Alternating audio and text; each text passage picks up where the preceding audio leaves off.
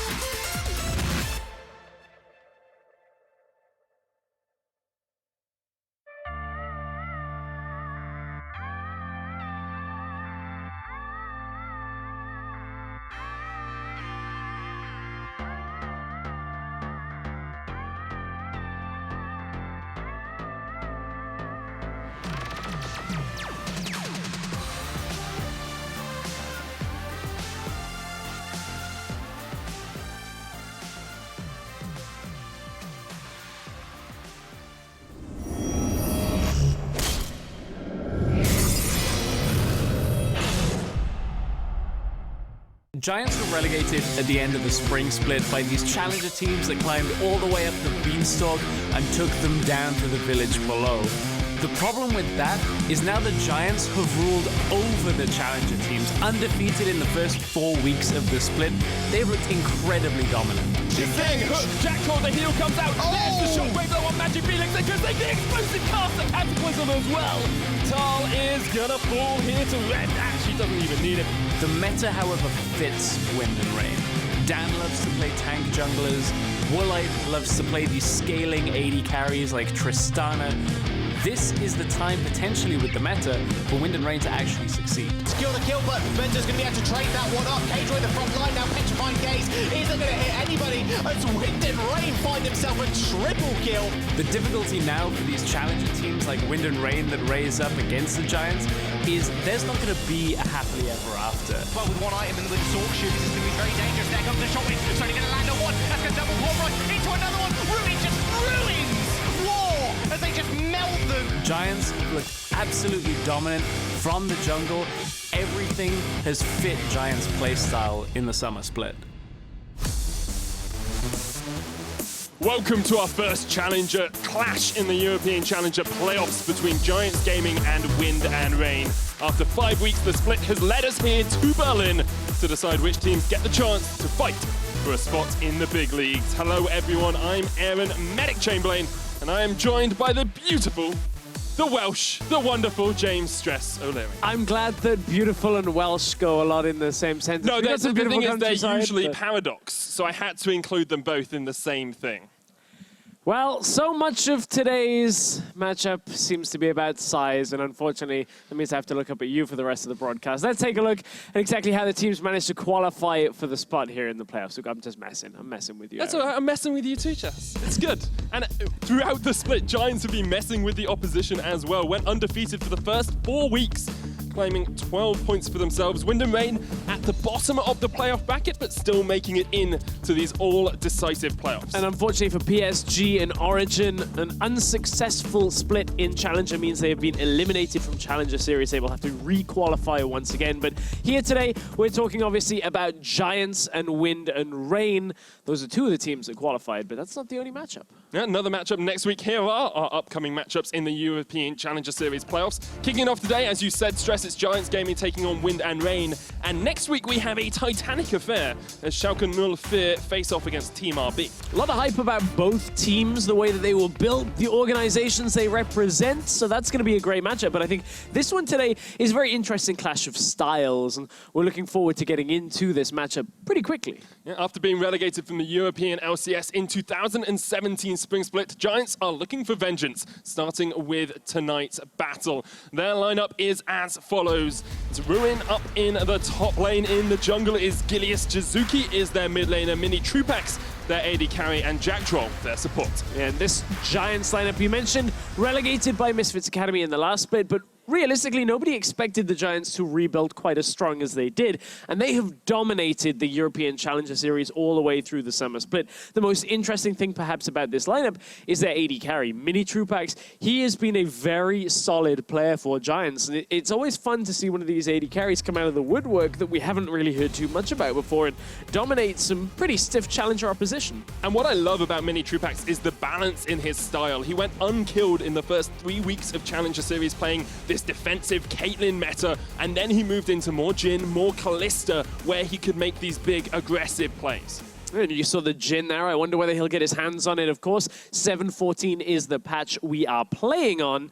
And you've seen just how impressive Mini Trupax can be on one of these lethality AD carries. I'm just bringing attention to that CS differential at 15 minutes. 15 farm ahead of his lane opponent on average at the 15-minute mark. That's a monumental total for an AD carry. Yeah, very impressive laning AD carry, and Giants haven't had to show much more than laning, really, against most of their teams, only dropping one series to Schalke at the end of the split. So we have to look now towards their opponents, Wind and Rain. Very different history, one of the newer teams on the European scene. And we can check out their lineup. Actually starting in the top lane, a different top laner for them than we saw in the regular split. It's Aaron 1 coming in for JWoww, then Dan in the jungle, Larson as a mid laner, Woolite as AD carry, and AOD as support.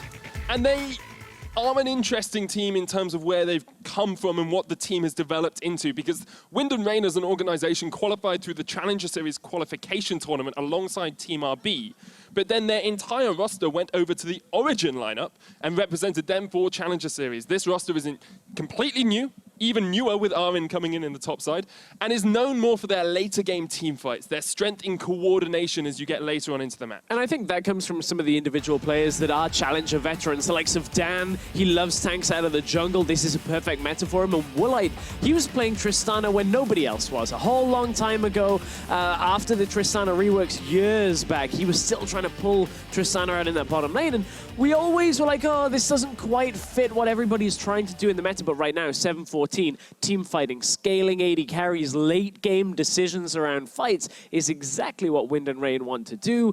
But our question has to be, can Wind and Rain get there? Because they gave up so many leads in the early game during the regular split for Challenger that, honestly, Giants have looked dominant, and that's where they're likely to punish Wind and Rain. And I think this statistic is going to be a defining statistic of the series today. Giants, on average, 5,500 gold ahead of their opponents at the 15-minute mark. Wind and Rain, only 500 gold ahead. It is still positive for them, but when you subtract their lead from Giants, Giants are still looking at a 5K advantage. Yeah, 5.5K. No extra expletives needed on that one. But we were talking earlier about how 500 gold leads is something that there are quite a few LCS teams that don't actually match up to on that one. I know, obviously, the competition is different when you're facing against the likes of G2 and HUK, but the fact that Wind and Rain have been at least ahead on average means maybe we see them hang through against Giants. There are positives for Wind and Rain. You know, they took a game off Schalke, something Giants weren't able to do. They took a game off RB, something Giants weren't able to do. They have benefits when they get later on into the game. And even though they're coming in as the 4th seed from playoffs from the Challenger Series, Misfits Academy, who are now Mysterious Monkeys, came in as the 4th seed, and they made it all the way to the LCS. So it's not over until it's over in these playoff matches. I was wondering which idiom you were going with there. I had Fat Lady singing in my head at that point for that one. But the one thing, as you're mentioning, is Challenger is a little bit of a different ball game to the LCS. I'm expecting slightly different draft priorities. Likely to still see Elise, Zac banned away as you would on 7-14. Likely to see the Maokai, but there's going to be a couple of other picks that slip through the ban phase or go into the ban phase. The likes of Aaron, who an Aatrox one trick, well, not necessarily one trick, but it's his big play. Yeah, for a long time, Aaron was an Aatrox one trick. And it's banned. It's banned against him by the Giants, so they want to take away that, and they want to take away Woolite's Tristana as well. Yep. Wind and Rain going for the Callisto against Mini Troopas. And I think we might even see Sejuani banned away by Giants as well. Either that or priority on it, because Dan, again, another one of these picks he was playing when it wasn't meta. Pre-Sejuani reworks, he was trying to pull his champion out in the jungle when everybody was doing the Rek'Sai, Lee Sin, Gragas thing back in 2016 spring. So he was still trying to get these champions and shoehorn them in. Thresh will be taken away from Jack Troll, something he's played very well across the course of the splits, and also something that AOD's played well for Wind and Rain. Final ban from Giants is the Cho'Gath, so they are trying to isolate some of those more meta 7-14 picks. But that means Elise or Zac is getting through this. If you ban out the Zac here, obviously that gives Giants first pick Elise, but look, Giants, we talked about early game, it's Gilius. Regular EULCS viewers will know and recognize Gilius from a long history here in Europe. That would be one pickup, but look, if you already know you have a solid early game, draft the team fighting jungler that is the best, that is the S tier. He's picked up the Zac here. Wind and Rain may end up going the Elise, or just vacate it completely and go towards that Sejuani, the Gragas, these kind of picks. Exactly, and I think that suits Dan a little bit more. So Dan actually brought out another power pick earlier on in the split. About 7-13, he was playing this Maokai in the jungle before even the LCS and the LCK were picking it up. Alongside that, he plays a lot of Nunu. Yes, he has 4 games this split of Nunu on record. And Nunu, while it isn't the best tank, we've got a different Frost-themed tank for team fights. We talked about it coming into this, about how the jungle matchup is going to be important for Wind and Rain. And look, Sejuani is already coming out here in the first rotation. with the Maokai, that's some pretty strong team fighting. And it makes me think that Giants really want to get the Braum for themselves here, because Jack Troll plays a mean Braum, his second most played across the split, and you want to remove the Sejuani Braum synergy. They are going to go for Gnar first, for Ruin in the top lane. That's his second most played in Challenger Series as well. Yeah, looking forward to seeing Ruin on that pick. You mentioned the Braum, and I would like to see Giants take it away. It obviously would be a great strength for Wind and Rain, but if you pick mid or AD carry here, you can actually now force them to have to react, because suddenly you've got a Gnar, you can ban away counter matchups. You've got a Kog'Maw, you can ban away some difficult lane presence. Look, Kalista gone, Caitlyn gone, Tristana gone already. So if Wind and Rain don't pick up an AD carry like a Varus here, there is a risk that the strong AD carries get banned away. But look, Janna, seen a little bit of play over in LCK, a disengage-focused support. Looking at a Zac, you can push her back, or push him back. And stop the Gnar from being able to engage as well. Gives you that disengage you were talking about, and you've got so much engage as well from the rest of the lineup, so trying to round out that composition a little bit more. Plays into Wind and Rain, wanting to get later on into the game and try and have these team fights. They'll ban out the Blitzcrank and the Orianna away from Jizuki. Giants have removed Corki from the champion pool. I'm really looking forward to seeing what AOD goes for his Runes of Mastery setup. Not something that we normally talk about, but Janna, we've been seeing a lot of gold per 5 runes coming through over in the LCK. I'm going to take a look when we get into game as to what AOD is running. But with the Twitch banned away, that was a scaling AD carry taken off the board. And if ever there was a Sivir composition, just run at them. Sivir Maokai. Just run at them, guys. They're back. Kelsey Mosler is just rubbing her hands together in glee right now. Sivir, Maokai, Sejuani, and then Janna. wondering, like, the Janna, is the Janna necessary? Tailwind. You need the Tailwind That's passive. Fair, You just fair. So you get Ancient Coin quest completion, extra movement speed, and you get Tailwind quest completion. Let's have a look at what Giants are going to lock in. It will be the Braum for their support. Now, with Orianna banned, that's one of the best defensive mid laners where you're anticipating an engage coming towards you. I wouldn't want to see a Galio come through here for Jizuki, but it is a pick that is potential. He's only actually played 3 champions this split: LeBlanc, Echo, and Orianna. Now, Echo, not necessarily in this situation. That's more of a Syndra counter matchup that we've seen come out of Jizuki. Speaking of Syndra, that's actually the pick he's going to go for. Lane dominant style, catch potential.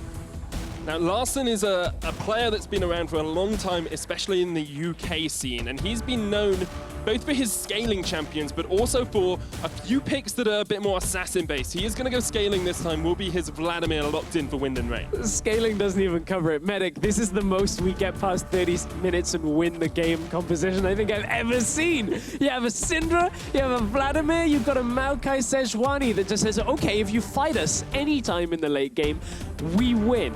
And there's 0 possibility that you beat us. But there is that outside chance. That's my question is, can Giants win the game before Wind and Rain just become out of the picture? They can. They also don't necessarily need to. I'm kind of hamming up how devastating this is. Kog'Maw still will have good tank shredding damage. We did see Splice struggle with the Kog'Maw in the LCS this past week because Kobe got interrupted a lot on his damage, so we have to now watch how the crowd control affects Mini Trupak's ability to output damage in these later fights. But certainly, that is one hell of a scary team fighting composition that Wind and Rain have actually created. It's going to be an interesting one. Wind and Rain drafting towards their usual style. Giants going more for meta picks across the board. If you think they're going to take it, make sure you put in the hashtag GIA win and tweet at us at LOL Esports. If you think war is good for something, then hashtag WAR win. You're going to take the first game of this best of 5 series here, Stress. It's for all the marbles. It's for that promotion slot. Playing up against Mysterious Monkeys and NIP, most likely for the spot in the LCS spring next season. A lot of these players have not been on the LCS stage before, and the nerves will tell in the first couple of games. We're going to get onto the Summoner's Rift and see if they can prove that they are made of tough stuff. And as we load on, you spoke about how it's most likely NIP and Mysterious Monkeys, both teams that have been somewhat on the up and up. NIP securing their first win, so some stiffer competition than perhaps you would anticipate. But look, Giants have looked dominant. It is hard to undersell how good this Challenger team has looked. They have their eyes set on getting back into the LCS, and this is step 1 for them. For Wind and Rain, A team that nobody really anticipated being in this situation just a couple of weeks back in CSQ at the beginning of the split. But look, Aaron now tagged up. Exhausted, flashes away straight away. Concussive blows will not connect. He knew if he'd stayed around any longer, he would have fallen. Willite and AOD will react and try and get some deep vision. Now you have to paint a big target on the back of the tree up in the top lane for Aaron. Ruin and Gilius, if they can get into that lane with Gilius coming off his first rotation at level 3, get up to the top side, land that stretching strike and pull back Aaron's Maokai, that is likely to result in a first blood here. So we have to watch how Giants will transition this early lead into potentially first blood. And I want to come back to that, Stress, because in Picks and Bans we talked a lot about War's composition and we said they scale up really well, they do what War does well, which is have these late game team fights. Giants, on the other hand, have always been an early game focused team. We saw, before we got into the game, a 5,500 gold lead at the 15-minute mark on average. Here, once again, they have a composition that can win lanes. Gnar, a bully into the Maokai. Syndra, a bully into the Vladimir. Yeah, and those early game matchups we want to see Giants accentuate. Using this Zac, you can get into the lanes very early on. We've already kind of discussed a little bit about that. Giants still have decent team fighting themselves. Zac, Gnar, Syndra, Kog'Maw, all still very good. Just the scaling edge does tip in Wind and Rain's favor the later this game goes, but that means we have to watch very carefully at this early game. See how the level 2 is going to be hit by Woolite and AOD likely first here. Is Sivir very good with the Ricochet all the way through. Now, this is Sivir on 714, not the 715 buffs, and most certainly not the unhotfixed Sivir. 30 AD on each strike was just crazy. But we were seeing Sivir come back into the meta anyway. We saw Reckless playing her, these compositions which are very good at running at people. You can see with AOD having the coin as well, likely to look for the Talisman of Ascension. Plus Sivir's on the hunt as well. Just massive amount of movement speed is going to come out from Wind and Rain to start team fights, hopefully in their minds, without Giants being able to react. Gilius is coming towards mid. Stretching strike will connect. He'll pull back Larson, who goes straight into the pool. No summoners burnt.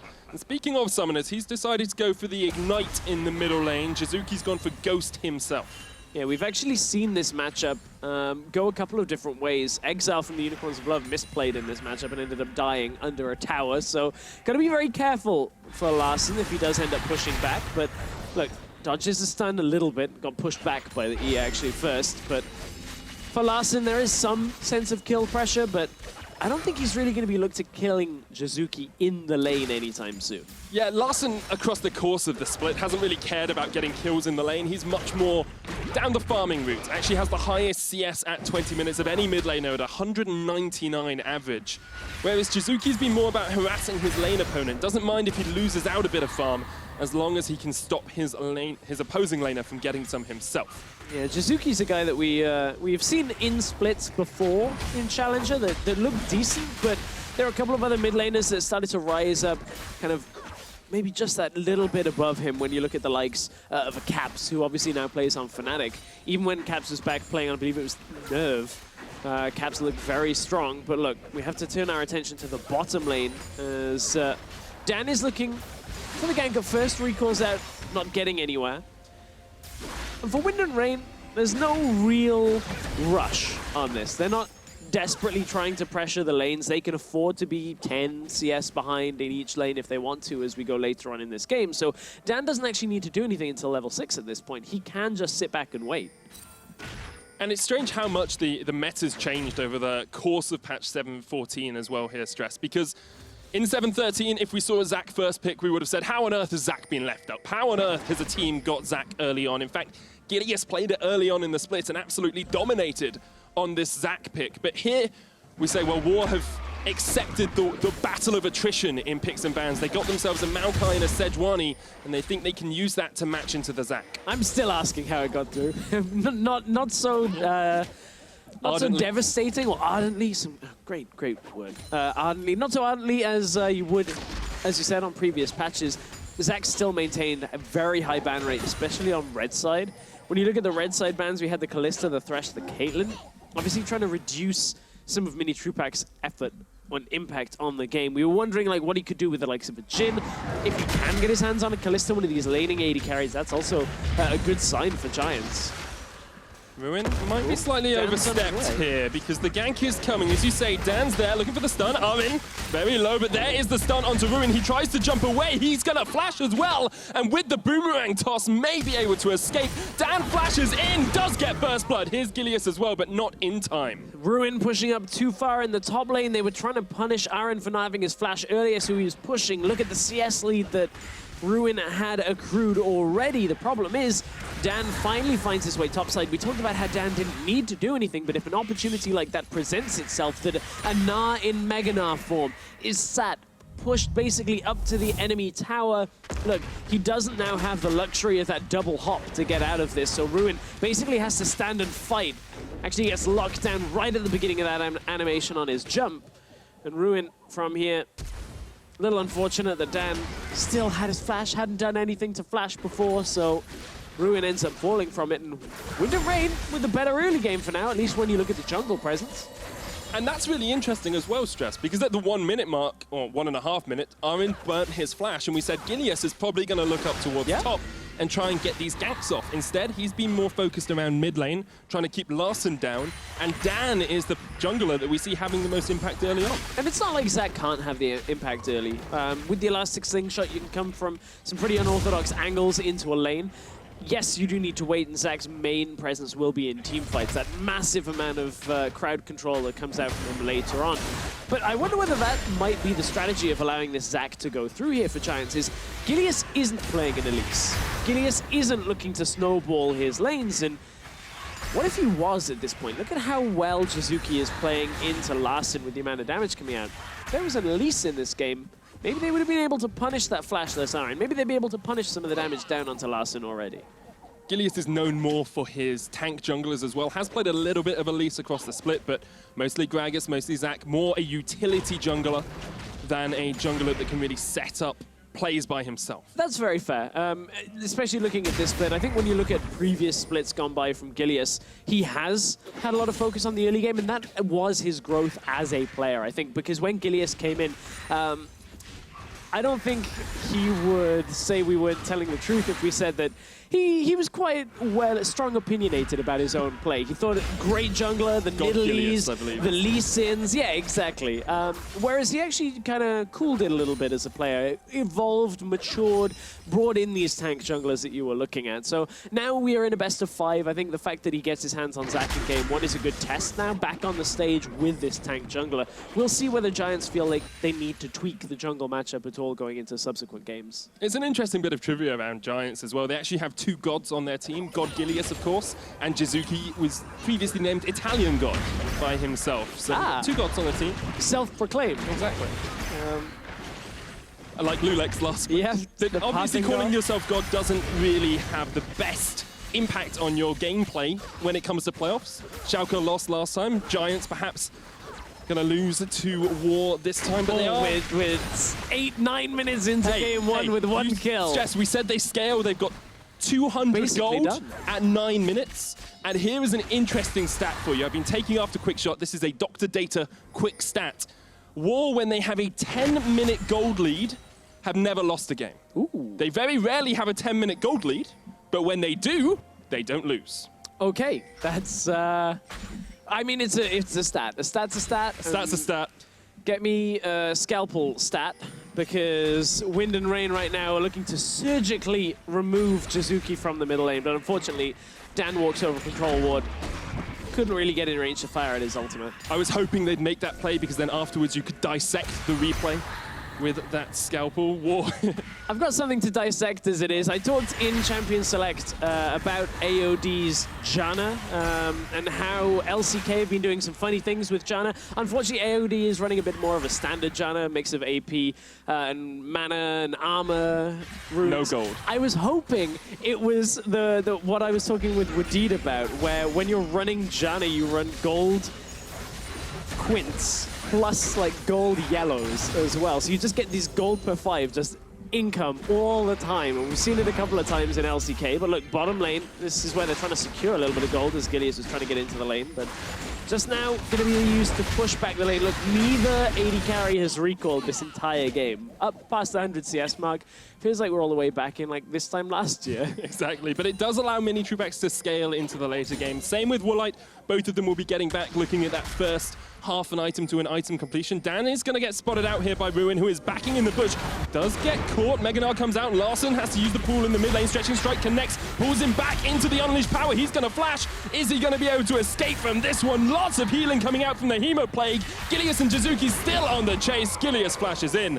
That's the first kill for Giants. The Giants get on the board. It looks like Ruin got out from the top side as well as Wind and Rain. We were talking about how Larson was being punished and pressured in the middle lane, forced to trade in order to get the CS, and that's why he was low health. Ends up dying. Jizuki now has the assist. It's Gilius that picked up the kill.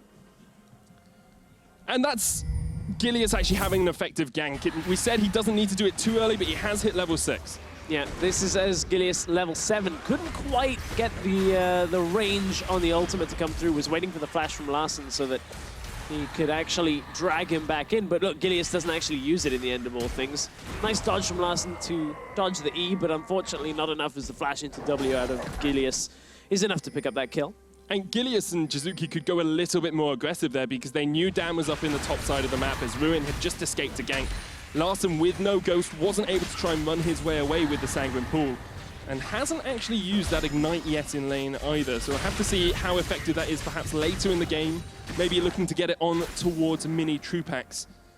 Having the first set of items being completed here, Stress, specifically I want to look at the AD carries. Oh, yes. Mini Truex has gone Wit's End first on this Cogmore. Going for on-hit Cogmore right now as well. You know, we end up seeing the Guinsoo's Rage Blade. A lot of the time it's Blade of the Ruin King first item. Of course, Wit's End's going to give him attack speed. Magic Resist is another key thing here because in the early fights, the Maokai, the Vladimir, the amount of damage that's going to come is a little bit less than you would expect anyway, and now that you've got Magic Resist on top of it, that'll also help him out.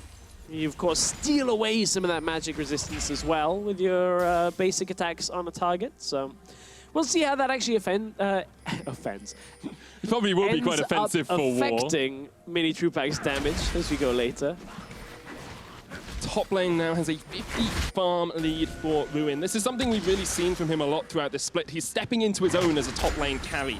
Up until now, has only played in the Challenger Series qualification tournaments, but this has been the split for Ruin to show his stuff. Very good on Jarvan, good at roaming around the map and getting ganks off, but this Gnar has been a power pick for him when he wants to dominate a lane. We've also got to keep in mind that Arid isn't the permanent top laner for Wind and Rain. In previous games, it's been JWoww throughout the split. As Arid now gets engaged upon. A little bit of a miss by Ruin, but we're looking mid lane, which means probably in comes Gilius. Once again, Sanguine Pool used by Larson. Stretching Strike will pull him back. Doesn't quite connect because there's no minions there. Larson uses the Hemo Plague just to force Jizuki and Look how Gilius low back. this turret is. Jizuki has constantly been pushing up in the lane. Gilius just going to charge the Elastic Slingshot because if Larson steps under to defend, he ends up getting killed and the tower goes down. Again, Giants, they've fought back in this early game. Did we have a measure? Was it at 10 minutes there was a lead for Wind and Rain? I think it was even.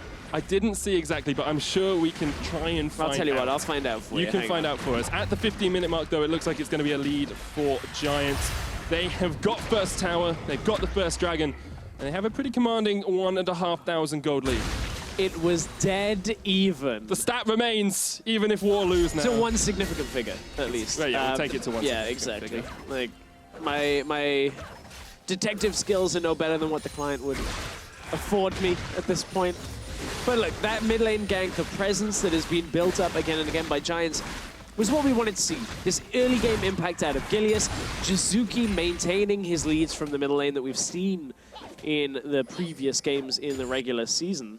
Being able to harass Larson out as well. Yes, it has been a little bit of a 2v1 lane at times, but keeping Larson under wraps, stopping him from getting this heavy farm advantage. AOD's going to get jumped on Woolite with the on the hunt, and a great knock-up from AOD stops Gilius in his tracks, but the pullback's still going to connect. Jack Troll with the Glacial Fissure will force them back under the tower, and Giants are looking for this turret. Oh, Jizuki's still on his way as well. Ruin is here, teleports in, Woolite with the heal, concussive blows. Jack Troll might fall, not quite. Ooh.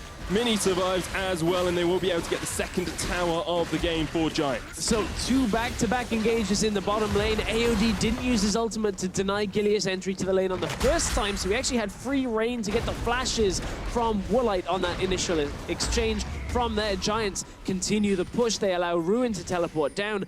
Aaron, it looks like he cancelled his TP to come down to the bottom side as well, and that means it's another tower going down, and it's Ruin that gets this gold as well. Massive amount of gold in his pocket will just exacerbate this top lane lead. And this, we see the initial engage, and I thought War had got out. Yeah, I thought so as well, because I was like, okay, AOD has actually held his ultimate here, but Woolite doesn't get any block on that stretching strike, and in came Ruin very early on here. It looks like Aaron had just teleported up to the top side in order to hold his tower. That means he wasn't able to get down to the bottom side. Mini Trupac's nice pickup onto Woolite, and AOD was already running for the hills there. It just means that Giants utilizing this early game Zac a lot better than the first few minutes of the game that we kind of say we want to see more from GIA's. And this was the Giants we expected to see as well. Early game leads has been a paramount point to their success. Time and time again, they do manage just to force out the enemy, and even with it only being around 3,000, it's still 3,000 gold 16 minutes in. War very much on the back foot against a composition that still scales okay into the later portions of the game. But now you have to look at, is the team fight synergy of Wind and Rain significantly better than Giants at this point to win a team fight with this kind of deficit? Look, Maokai heavily down in the lane, but has a Righteous Glory. The ultimate is available. He's past level 11. He's actually just about even on experience. The same, Vlad, past level 11. But look, Woolite takes so much damage. Here's a fight top lane. Glacial Fisher blocked out by Jack Troll. He came in with the Unbreakable at the perfect moment. You can see Wind and Rain trying to just contest against the Rift Herald play. The Giants have taken this down. They will be able to now funnel this in for another tower, and top tower is already quite low, so I believe they're actually just going to head elsewhere on the map right now. GIA's is going to look for an engaged top side. He has his ultimate available, so they may just try and break this without even using the Rift Herald. And if they can do that, they can then use the Rift Herald for a secondary turret, which is a lot harder to get damage down onto. And one of the reasons why there's not a lot of threat here against Giants is the fact that, remember, Aaron, no teleport available. And okay, Ruin doesn't have his either, but Ruin is already so significantly far ahead in this matchup that he is happy keeping Aaron basically under his tower. Maokai is afforded no room on the map to make a play, and that's realistically, at this point, the only thing Wind and Rain can count on Aaron for is turning a team fight with Nature's Grasp, his ultimate. In the past, when we've seen War use the Maokai, it has been more from the jungle role. He's been more to try and disengage people from the tower, try and get those flanks off here. Playing into the Nara, he has really struggled to be able to get any purchase in the game. 50 farm behind. He's losing out on those tower goals that we see being given over to Giants, and it means that Giants can push into the jungle and steal away buffs very successfully. Yeah, and this is a good usage of this winning lane, this crushing lane as well. It's about 1,500 gold is the actual lead of Ruin over Aaron. That means basically when Ruin has his Frozen Mallet completed, Aaron is maybe at best going to have half of his next item. And that means there's no way of Aaron running away down that long lane. Giants might get collapsed on here, as we do see Dan and AOD on their way. Dan looking to come across the wall, knocked back by Jizuki, and Giants will react to it in time, but this came about because of vision control. Look at War's top side of the map. They have almost perfect control of the river, and Giants are struggling to answer with wards of their own. Yeah, but look at this. Giants want to go aggressive in the middle lane. They've grouped all their carries. GIA's onto Woolite, gets the knockup. Larson there as well. Here's Dan, but already we see Woolite just melted.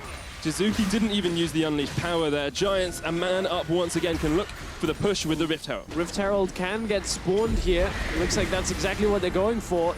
And while the minion wave has died, a new one will join it soon. And Giants have enough fighting strength that they can actually pressure out here behind the tower. All they're going to be careful of is that Nature's Grasp. But look at the damage Rift Herald has already inflicted upon that tower. And only now can Aaron really get in position for that ultimate. GIA jumps in once again and knocked back onto Dan. That's a dead ball.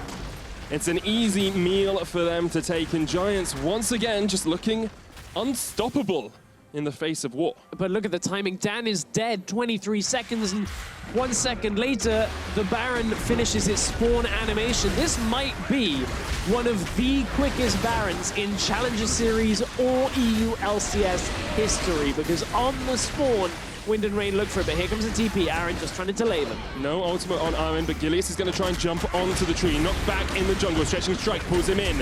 And War might just leave the Maokai for dust. We will be able to get to the blast cone as AOD gets close enough to him. Giants unable to take the Baron. You cursed it, Stress. I did. We could have had a Baron at 20 seconds. 20 minutes. That would have been an impressive Baron at 20 seconds. So this is the play that started it off. Look, Gilius unwarded. You mentioned how good the vision control was on the top side, but it wasn't quite so good on the bottom side. Look, Woolite tried to block out the engage from Gilius, and Gilius didn't even get a chance to finish channeling his ultimate there before that Sivir popped. And from that, Giants just run right through. Rift Herald was spawned. Ruin already trying to push into Wind and Rain's territory to try and look for that big Gnar play, but even with a Janna shield on that tower, easily Giants step up to the plate, take it down, turn for the Baron, and they got the teleport out of Baron. That's exactly what they wanted, because now Giants, yes, Ruin did use his teleport as well very recently, but Giants can just keep Aaron in that side lane and they win the engage to the other side of the map anyway.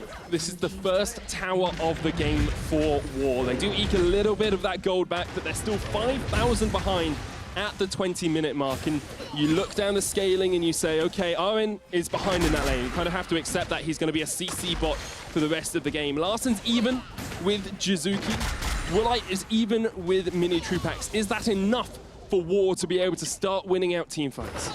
Not as it is. And that's not to damn the War lineup here to a lost game, but one thing Giants have shown a capability of is actually closing games with a lead like this. In general, they have been very good at taking a lead, transferring it into a win, which is something Challenger teams have struggled with in the past. But 7-14 is a slightly different meta here.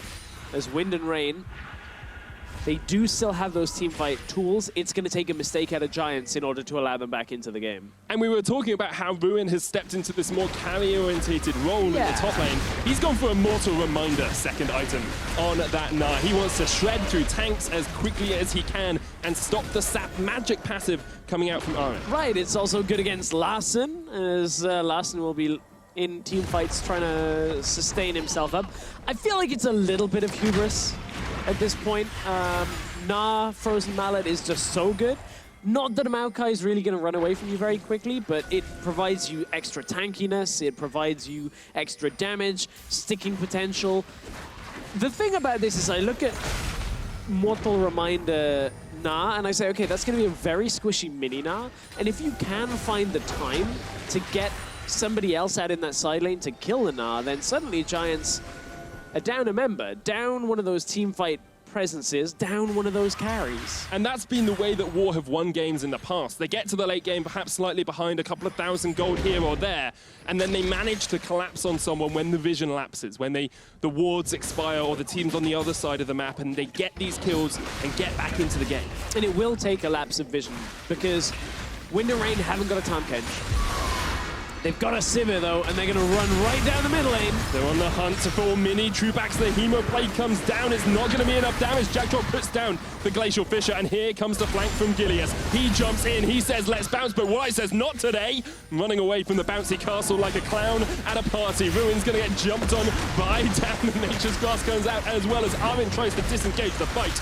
War running away for their lives. They will sacrifice Armin, but Jizuki does not want them to escape. The flank, the knockback. AOD has to flash, and War limp away with only 4 members alive. Giants turn for the Baron again from that play. They're a little bit bruised from the initial engage, but they were able to disengage in the middle lane with the Braum. One of the strengths of this Braum is you just throw out the ultimate, and suddenly nobody can continue chasing you. Look, with this Blade of the Ruin King, Wits End, Cogmore able to very quickly chunk through that Baron.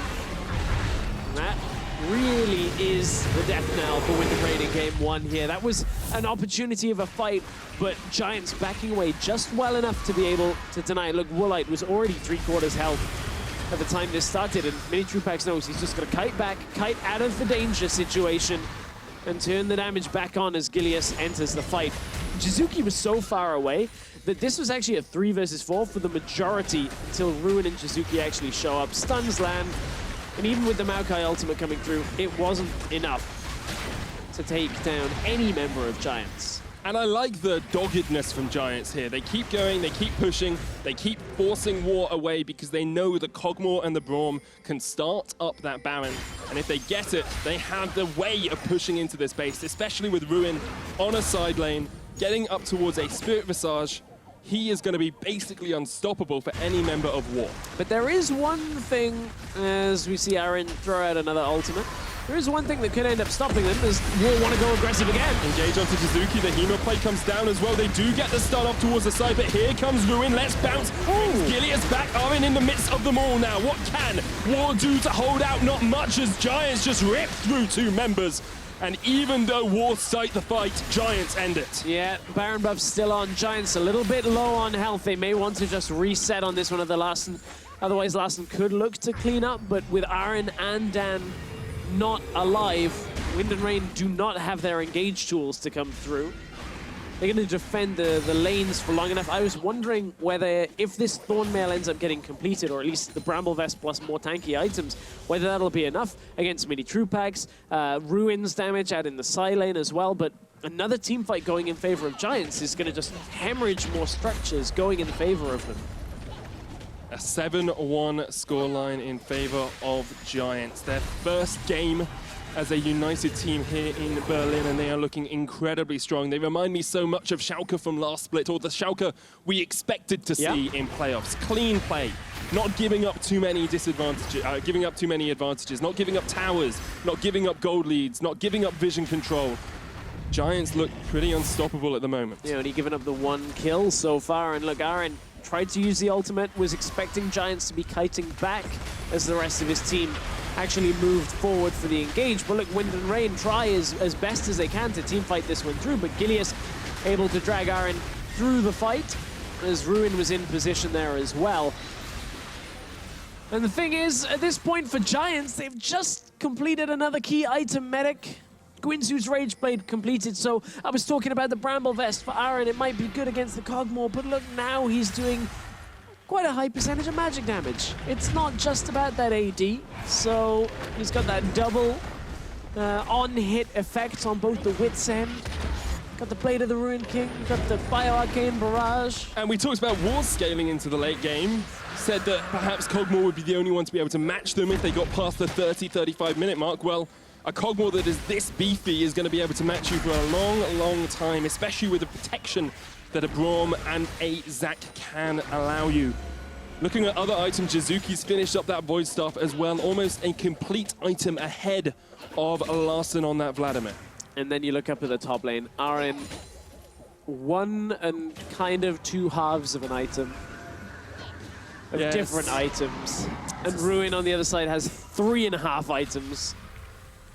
And he's going tanky as well now. That was the worry when he got the Mortal Reminder. Would he be able to be tanky enough? Well, he's got a Spirit Visage, building the Warden's Mail as well. Lots of different options for that item now. And with a 11,000 gold lead at the 30-minute marker, 3,000 gold lead in the top lane, a 3,000 gold lead in the mid lane, and a 2,000 gold lane in the AD carry position, Giants just look like they cannot be deterred from taking this game 1. Yeah, well, with the Baron buff expired on Giants, they're a little more hesitant to push in. You can see Dan is still pretty tanky here. Has the Cinder Hulk, the Knight's Vow completed already. There is that opportunity. If Woolite stays alive throughout the entirety of a fight, he's got that Rapid Fire Cannon now as well. He is likely to need the Last Whisper item, likely Lord Dominic's, before they can take the fight and know they're going to win it. But maybe there's that opportunity where Larssen can distract people for long enough, Woolite can bounce those ricochets, get the crits all the way through the fight, and maybe end up winning. But Wind and Rain probably have 1 more shot at a team fight. And if that backfires, Giants will probably walk through the base quickly and end game 1. But that's all they need. That's all War have ever needed, is that 1 shot, that 1 team fight that starts to get them back into the game. And maybe it's going to be set up here in the top side. Jack Trolley's going to get knocked back. Will be able to just stand beside Mini Trupax to keep himself safe for the time being. He's gone towards the Locket of the Iron Solari. Looks like it's a Knight's Vow next. Yep. Something we tend to see out of melee support. Yeah, on the other side, AOD for a while now has had that Ardent Sensor completed, trying to just augment some of those heals, shields, and of course the attack speed that comes through. This Janna build is what I call the Diamond 5 support main Janna build, because it's how you get to Diamond as a support main. If you want to just win games, you play Janna and you build Ardent Sensor. Don't even need support items, don't even need Sightstone. It's just Ardent Sensor, put a shield down, excellent, well done. You're done. You're done for the next 3 minutes. Another shield. That means in solo queue you have to have a competent AD carry. No, because you can put it on anyone in your team, because there's so many, like, well, for a while there were so many AD-based auto-attacking junglers and top laners and even mid laners to some degree. Just having the shield and then other people trading badly wins you the game. I say that as a Diamond 5 support main who only plays Thresh. I refuse to accept the free wins that I would obviously get with Janna because my macro play is just that good. So what's the Diamond 5 Thresh build then? So you miss your E. Okay. You only use Q in lane. You can only use the death sentence. You can't actually flay people. Do you throw it out on cooldown? On cooldown. Okay. Okay, and you actually max it so you get a reduced cooldown. See, I mean, that makes sense. And you lantern just out of the person's reach. So it's like, oh, I know you've got flash, so I'm going to lantern a flash in like 3 steps away. Got it. And then they have to try and get there, but they just don't quite make it every single time. You're like, mate, I put the lantern down. Don't know what you're doing. You just have to click it. I'm looking forward to seeing any Thresh performance like this. Probably not in this series, but Giants right now, they're setting up for the Baron. Only 4 seconds until it actually spawns, so a lot of vision control going down around here. There's Dan looking potentially for that fight. Adaptive Helm completed on Aaron. May give him a little bit of survivability, but I mean, that Cogmore, that's one of the champions that Adaptive Helm does do well against. Repeat instances of damage, but look, in comes the fight. Knock up, Warlight has to flash away. The Nature's Grasp is coming down, though, and War might be able to turn this around, but Ruin jumps in with the Gnar, the knockback, the Hemo Plague. A massive fight erupts in the War jungle, and Giants are coming out on top. A double kill for Mini, 9 kills to 1. They can turn their eyes straight towards this inhibitor. Oh, Adaptive Helm or not, Mini Trupax just walked right the way through the forest that Aaron was trying to set up in front of him. They don't even need this Baron buff now. With the front line down, Giants may just push in for this and look for the first win. And looking for game 1 of this best of 5. A good knock-up from AOD stops Gilius in his tracks. Larsson's trying to get onto Ruin in the top side, and Giants will be distracted and dissuaded from going any further for the time being. Ran out of minions at that point as Giants were looking to push in for a win. It's a despicable problem, running out of minions. Well, they do follow whoever is the most evil person on the planet, so I guess right now Giants probably not that evil. This is the engage. Watch how quickly Mini Trupax shreds through Aaron. Couple of auto attacks. Oh, there we go. Okay, I've finally got my attack speed coming through too. Of course, Syndra had a lot to do with that as well. It was quite a lot of damage comes from the Syndra too. And that's why this point of the game is perfect for Giants, because Syndra hasn't started falling off in inverted commas yet. Right. She hasn't got to the sort of super late game Syndra where everyone has magic resist. But because your Cogmore's got ahead, he's at almost late game Cogmore status. He's got 3 items, he's got a BF sword. Basically, 4 items. Yeah, I was going to say, the fourth one snuck in. Basically completed Cogmore build apart from that final, whatever it's going to be, a Bloodthirster, you know, or Infinity Edge, just chuck it on there for the extra DPS. Yeah, might even find Phantom Dancer coming through for some of that damage reduction. I'm actually really impressed by Mini Trupax's build here as well, because early in the split, he was going QSS as almost a first item a lot of the time into heavy CC compositions. Yeah, he was doing the steelback, so you'd get like BF Sword QSS, especially into Varus lanes or heavy CC teams.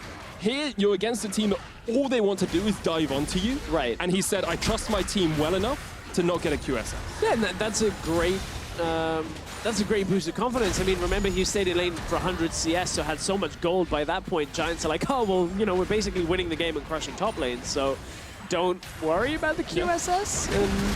And again, it's confidence, right, that we didn't see from him in previous weeks. In goes Gilius. Knockback once again. There's the Nature's Grasp. It will lock up all of Giants apart from Ruin, but he's going to continue stepping forward. Nexus Tower is low as the supers push onto that, but Gilius wants kills instead. Arwen is the first to fall. 10 kills to 1. Giants are rolling over their opposition, and Warlight... Holy moly, that's a lot of damage. Mini Trupax goes deep as well. The Nexus Towers will fall. Larsson chucks out a Hemo Plague, and Giants say, let's bounce all the way to a 1-0 victory over Wind and Rain. even the teleport coming through to keep the last Gilius blob alive on the fountain. Well, it's because it was 11-1 then. I know, they Perfect scoreline. They didn't want to drop another kill. Had to stay binary on that one. How fast did Woolite... I don't speak binary or read it or anything. How fast did Woolite die? That's when you look at the death recap and it's just like, you took 10,000 damage in 0.1 of a second. Press R is a...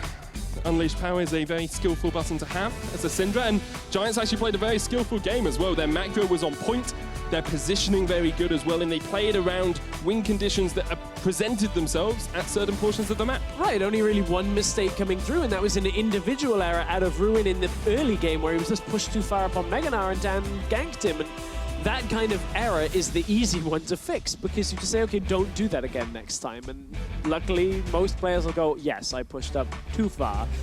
And that draft into the gameplay is kind of how you have to look at these compositions when we came out of Champion Select, looking at, okay, Vladimir, Civid, great late game, but you got to get there first. How do you get there, though, if you're War here? Because we know they're going to draft around late game. We know that's what they want to do. It's their playstyle that suits them. Giants just seem to be too good early on to be able to get to that late game portion. I think the difficulty is when you draft 2 tanks into a losing matchup top lane, into a losing matchup mid lane, into a scaling matchup in the bottom lane as well. It's not exactly, if you're not winning anywhere on the map, you're not likely to win. That's the biggest problem. You need at least one winning lane with this type of setup. And not that I would advocate saying, hey, swap out the Maokai for like an Aurelia to make sure you beat the Gnar, but don't put yourself in a situation where you allow them to have the Gnar and then put yourself in a losing matchup. Because going Maokai Sejuani as 1 and 2 basically says, okay, our whole top side of the map is going to be really weak for the first 6 levels. That it does, and I'm just going to have another quick look at that last team fight here, Stress, because the game had been building to a crescendo when you said perhaps War would be able to come back if they got one good fight. Yeah, well, unfortunately, it is, because what we're going to see is Wind and Rain now try and take the fight. Woolite already low mana at this point, trying to heal himself back up, and Giants engage right through it, and we're about to see the super slow-mo of Woolite getting wrecked, because I don't know where most of that damage came from. I mean, Jizuki hits him with a Q. Gilius is in there as well. Just a devastating team fight at the end of it. Giants quickly moving through Wind and Rain's base to end that game. Only 35 minutes on the clock, just under. The last time these two teams met, both games were under the 30-minute mark. It was week 1 of the Challenger Series. Both games ended in 29 minutes and about 40 seconds or so. The Wind and Rain roster was slightly different as they had to play with 3 substitutes, but still perhaps an omen of things to come. Giants looking pretty dominant in that first game. Wind and Rain need to work out how they're going to get back into it. And I'd like to see them put more emphasis on Woolite, because he is a player who's had some of the highest damage percentages of that team. Over a third of the team's damage comes from that AD carry role, and he's very good at translating gold into damage as well. Yeah, and I think I would like to see Wind and Rain set him up for success. Difficult with the Tristana banned out in the draft so early on, but now as we head towards game 2, looking forward to seeing what Woolite gets his hands on. Giants took the lead in game 1. We'll see if War can strike back when we return.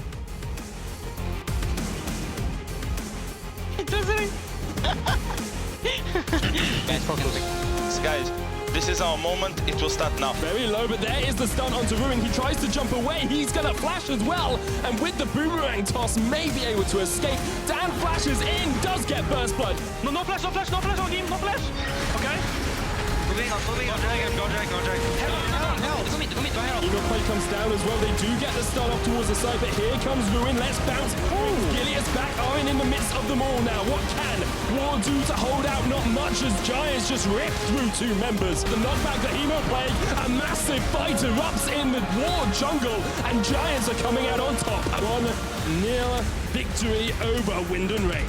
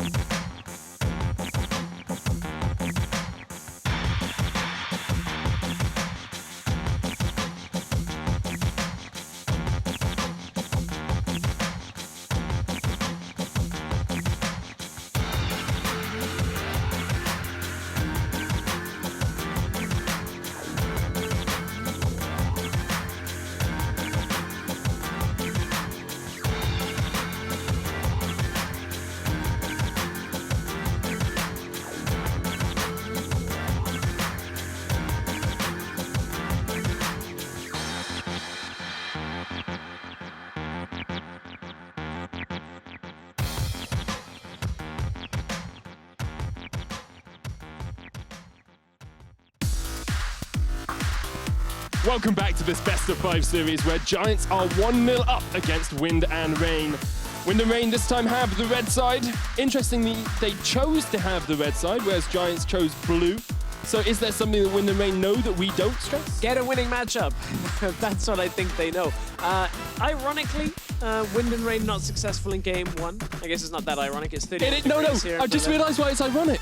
They had Janna, they had like the Queen of Wind, and they weren't able to win. Oh, maybe they should have picked Forecast how did I Janna. miss that pun? Maybe they should have picked Forecast Janna and they would have seen the forecast coming. It's true. Forecast was bleak for them in game 1. Game 2, however, they will have to change things up just a little bit as we see them come back on towards the stage. Their coach, Tabasco, of course, the player for Kingwin for a very long time, was actually playing with them for last Challenger series. Yeah. That was the team that Woolite was on as well. Yeah. Lots of Polish pride on the former Team Kingwin lineup. But of course, here is Giants Wind and Rain. The lineup's doing battle. Giants 1 game up because they got a decent draft and then played it out quite well in lane.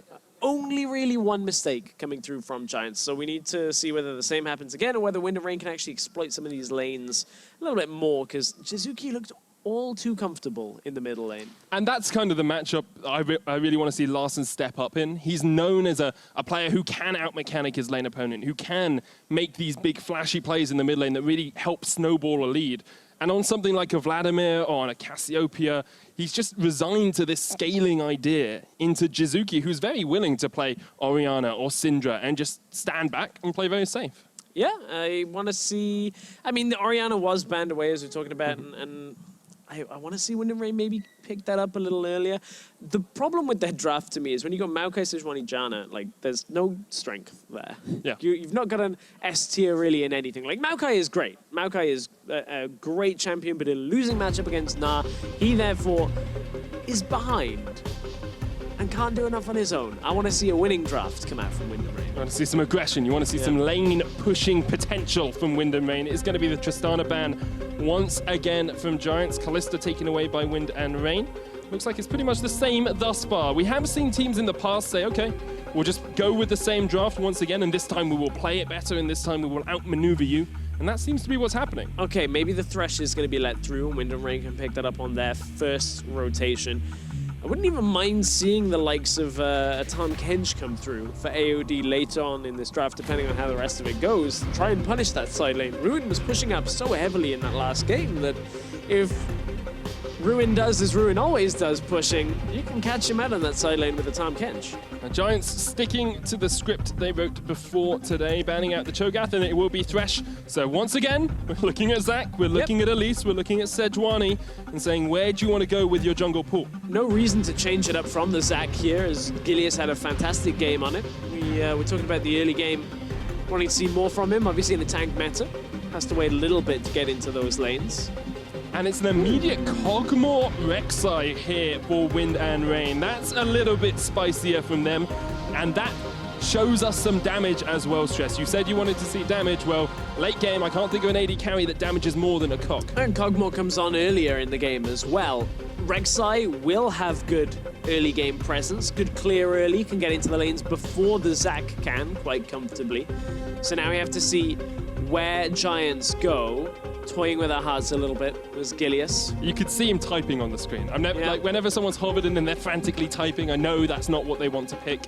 Will be the Braum instead for Giants, something Jack Troll has been very comfortable on across the course of the split. Yeah, good disengage, good ability to control team fights as well. Will it be the mid lane Syndra coming out here from Jizuki? It was a fantastic setup for him in the previous game. Also, AD carry if they don't want it to get pinched. I don't think they really mind Mini Truebax getting pinched too much. He's got Caitlyn, he can play a mean Jhin as well. We saw that even in the highlight clips. I'm sure he's comfortable on Ashe as well, and although he's been a carry for them throughout the split, with his high KDA not being killed in the first 3 weeks, he hasn't always been the member they needed to step up. Usually he sits at the back, gets the kills where he can, but it's very comfortable just damaging from range. This would be a change around, and they do change it around. I'm just not going to talk about their picks until they actually get locked in at this point. So Janna again for AOD in the bottom lane. On hit, Kog'Maw with Ardent Sensor Janna. You also now extra damage. Diamond 5 builds, lads, let's go. It's coming through again. But I really like the Janna into the Zac as well, because it does give you that disengage. If the Zac jumps in, you can monsoon him away. Wind and Rain didn't really utilize that as well as they could have done in the first game. Right, there was a lot of fights that were executed a little bit more poorly. Didn't really see that Janna emphasis come through, and it's actually difficult on a Janna at that point when the rest of the team is losing catastrophically. You might be able to just like monsoon the Zac away, but apart from that, everybody else just dies. You don't deny the fight that successfully that it's over. It's going to be a Gnar and a Poppy ban from Wind and Rain. They're focusing up towards the top side. Giants get rid of the LeBlanc. And I'm wondering if we'll see a Jarvan perhaps here from Armin, because both Gnar and Poppy work well into that. Yeah, Jarvan is one of the more successful blind picks you can take through here. Good for engaging as well, good for team fights. That Poppy, I'm glad you mentioned it about being, a pick into Jarvan. Poppy's a champion we might see a little bit more as we get through this current meta on 7.14 and 7.15. She's been a bit of a sleeper OP for a while, but it's one of those things where we see a champion fall out of meta because of a slight nerf, and then everything around the whole scene and the whole meta changes slightly, and then it comes back into favor because people realize it's strong because of how the meta's suiting them at the moment. It is a Syndra pick for Wind and Rain, and Giants will get the Jarvan for themselves. Last pick counter is up for Wind and Rain towards the top side here. yeah. Jarvan doesn't have too many countered matchups still available. It might see a Rumble come out from Wind and Rain, but that would be a very different setup. So Kalista, Caitlyn, by the way, Jhin would be the remaining AD carry out of Mini Truepax. Ooh, we're seeing full team fighting, okay. Misfortune from the AD carry role here. Obviously a lethality user, very good. And oh, look at that, Wind and Rain don't have any full tanks yet. So you have to go tank. And something we saw Armin play a lot when he was in the Challenger Series qualifier tournament on Team Larson in the spring tournament was this Shen. He's comfortable on it. However, every time this happens, and Wind and Rain do it a lot, they get that last counter pick for the top lane, and they end up just picking something that's safe. Right. We've seen teams doing this in the LCS as well. So as historically, or at least recent history in Rift Rivals, was saying how Shen, he doesn't want to have to play it because you can't have impact on the game. It is a safe pick. It's very good for protecting the likes of Woolite here on this Kog'Maw. You can get that Stand United down, but not exactly the easiest setup here when you look at it. You've got to play into a full team fighting composition that could end the team fight before that Shen ultimate even gets cast. Some interesting picks coming out from Giants as well, specifically that Misfortune, the only one that seems to be away from the norm for them. They have played Jhin in the past, but Mini Truepax, this will be his first game on MF this split. And as we get into the game, I want to talk a lot more about how that lane matchup goes specifically, Stress, because it is an interesting one to have to break down with the Kog'Maw into the Misfortune. But for the moment, make sure you guys jump on Twitter and vote at LOL Esports. If you think Giants will go 2-0 up and be one game away from the LCS promotion tournament, it's hashtag GIA win. If you think War can blow away the opposition, it's hashtag WAR win. And we are going to get onto the Summoner's Rift, Stress, and let's break down some bot lane matchups as we do. I know Vedius is already probably tweeting. It's like, oh, I called this, guys. I called everything, guys.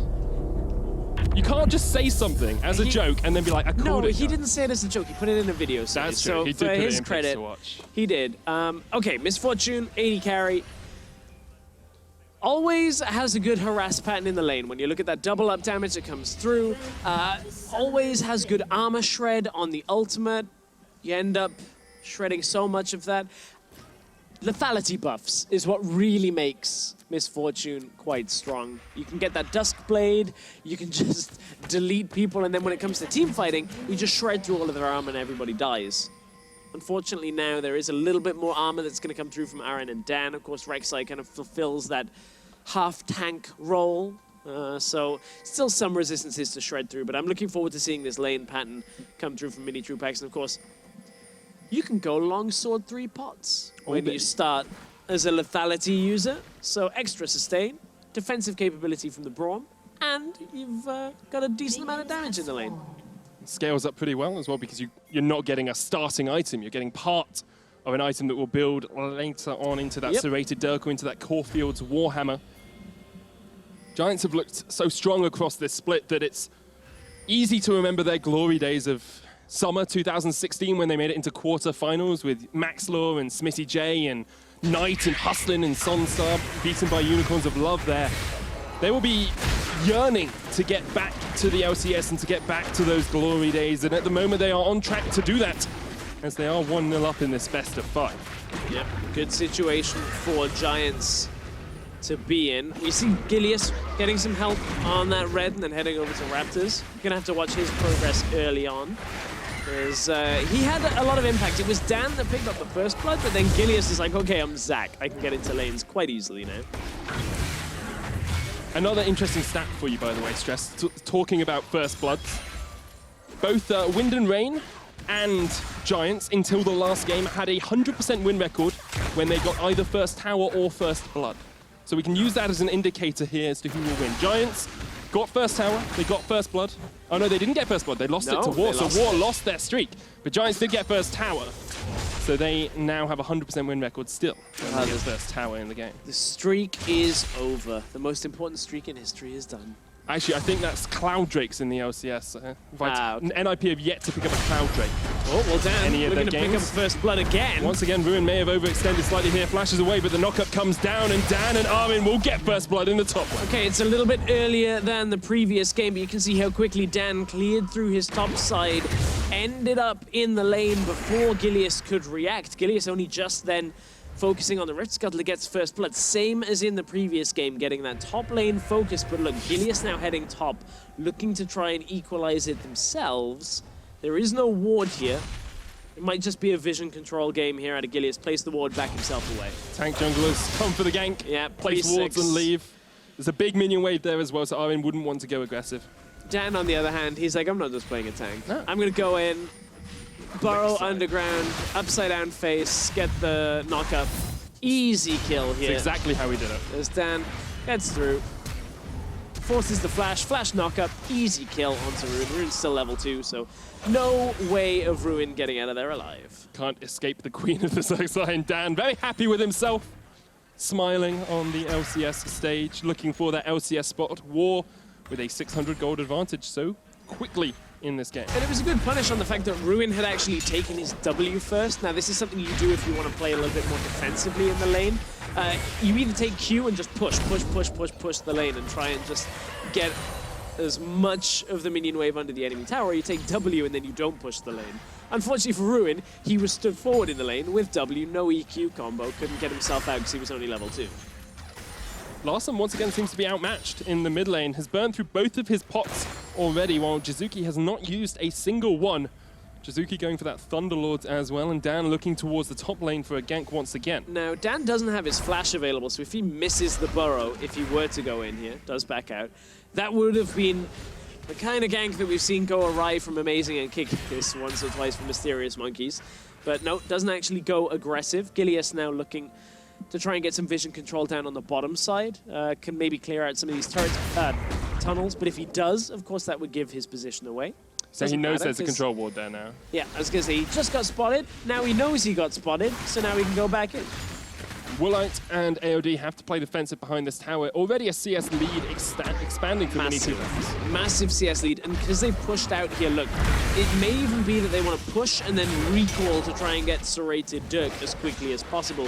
Because Serrated Dirk synergizes so incredibly well with Misfortune. I'll explain when the Dirk actually gets picked up for the reasons, but that double up is significantly more difficult to deal with.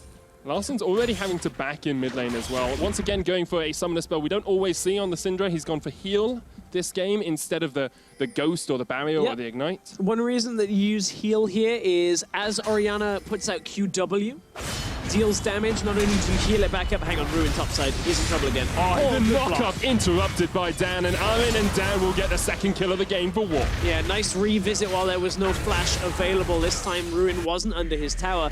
And Gilius, again, a little bit on the back foot. This is the reason why Wind and Rain took this Rek'Sai so early on, picking it up as the first pick. Last little bit about that heal, of course, you get that instant movement speed as opposed to the Ghost, which takes time to ramp up. But let's take a look at the ramp up of aggression in the top lane here. This was Ruin, pushed up away from the tower. Nice taunt from Aaron.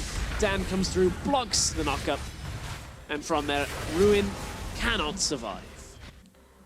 Great play once again by War. And we have to remember that Armin is actually a sub, or a player substituted in just for today. Until now, Wind and Rain have been playing with JWoww as their main top laner. Armin coming in today has played with Larssen before on Team Larssen in the Spring Split qualifiers, but were unable to make it through to the Challenger Series on that team. However, on this Shen, he has looked very strong, and his synergy with Dan seems to be on point. Yeah, for now, though, Wind and Rain are going to have to break through some of this vision line that Giants have established. Our observers were just showing us some of the wards that were placed on the bottom side while the top gank happened out of Dan. Of course, Dan now is level 6.